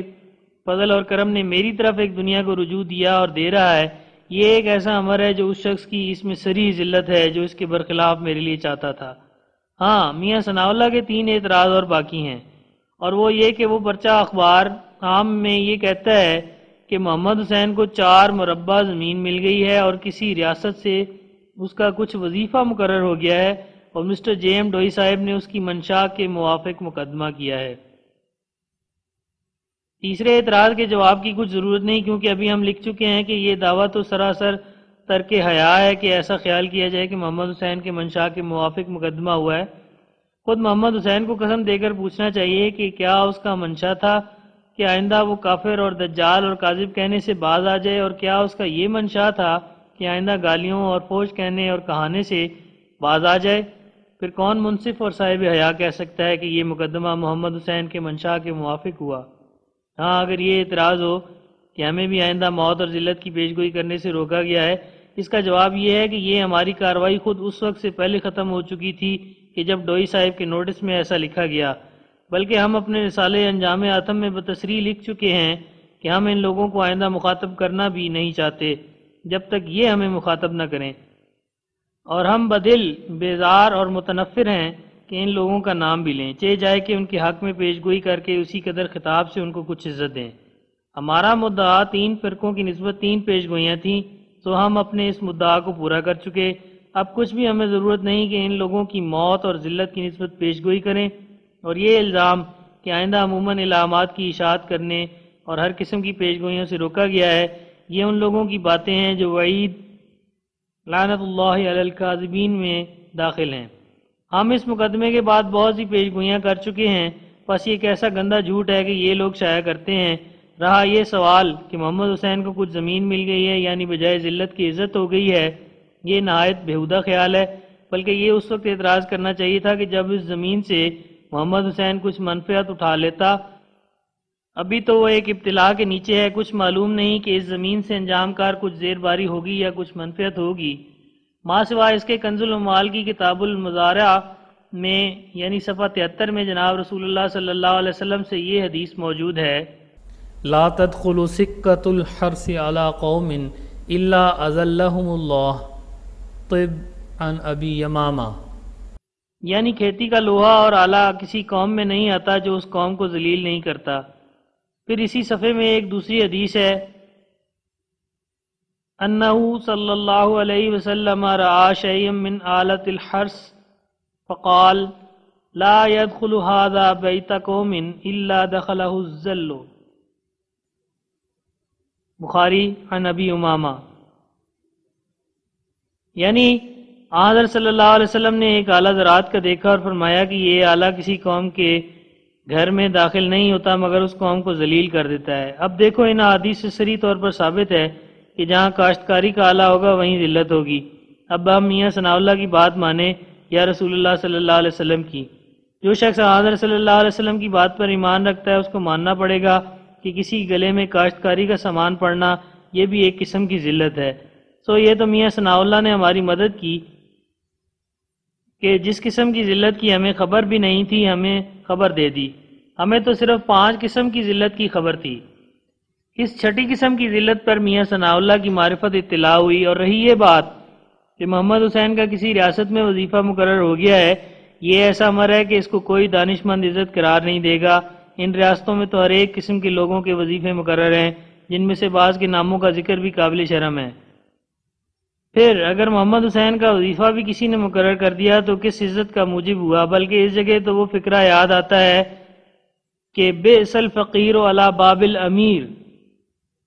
غرض یہ پیش گوئی جو محمد حسین اور اس کے 2 رفیقوں کی نسبت تھی اعلیٰ درجے پر پوری ہو گئی۔ ہم قبول کرتے ہیں جو ان لوگوں کی اس قسم کی ذلت نہیں ہوئی جو ادنا طبقے کے لوگوں کی ذلت ہوتی ہے، مگر پیش گوئی میں پہلے سے اس کی تصریح تھی کہ مثلی ذلت ہوگی، جیسا کہ پیش گوئی کا یہ فقرہ ہے کہ جزاء سیئۃ بمثلھا وترہقھم ذلہ،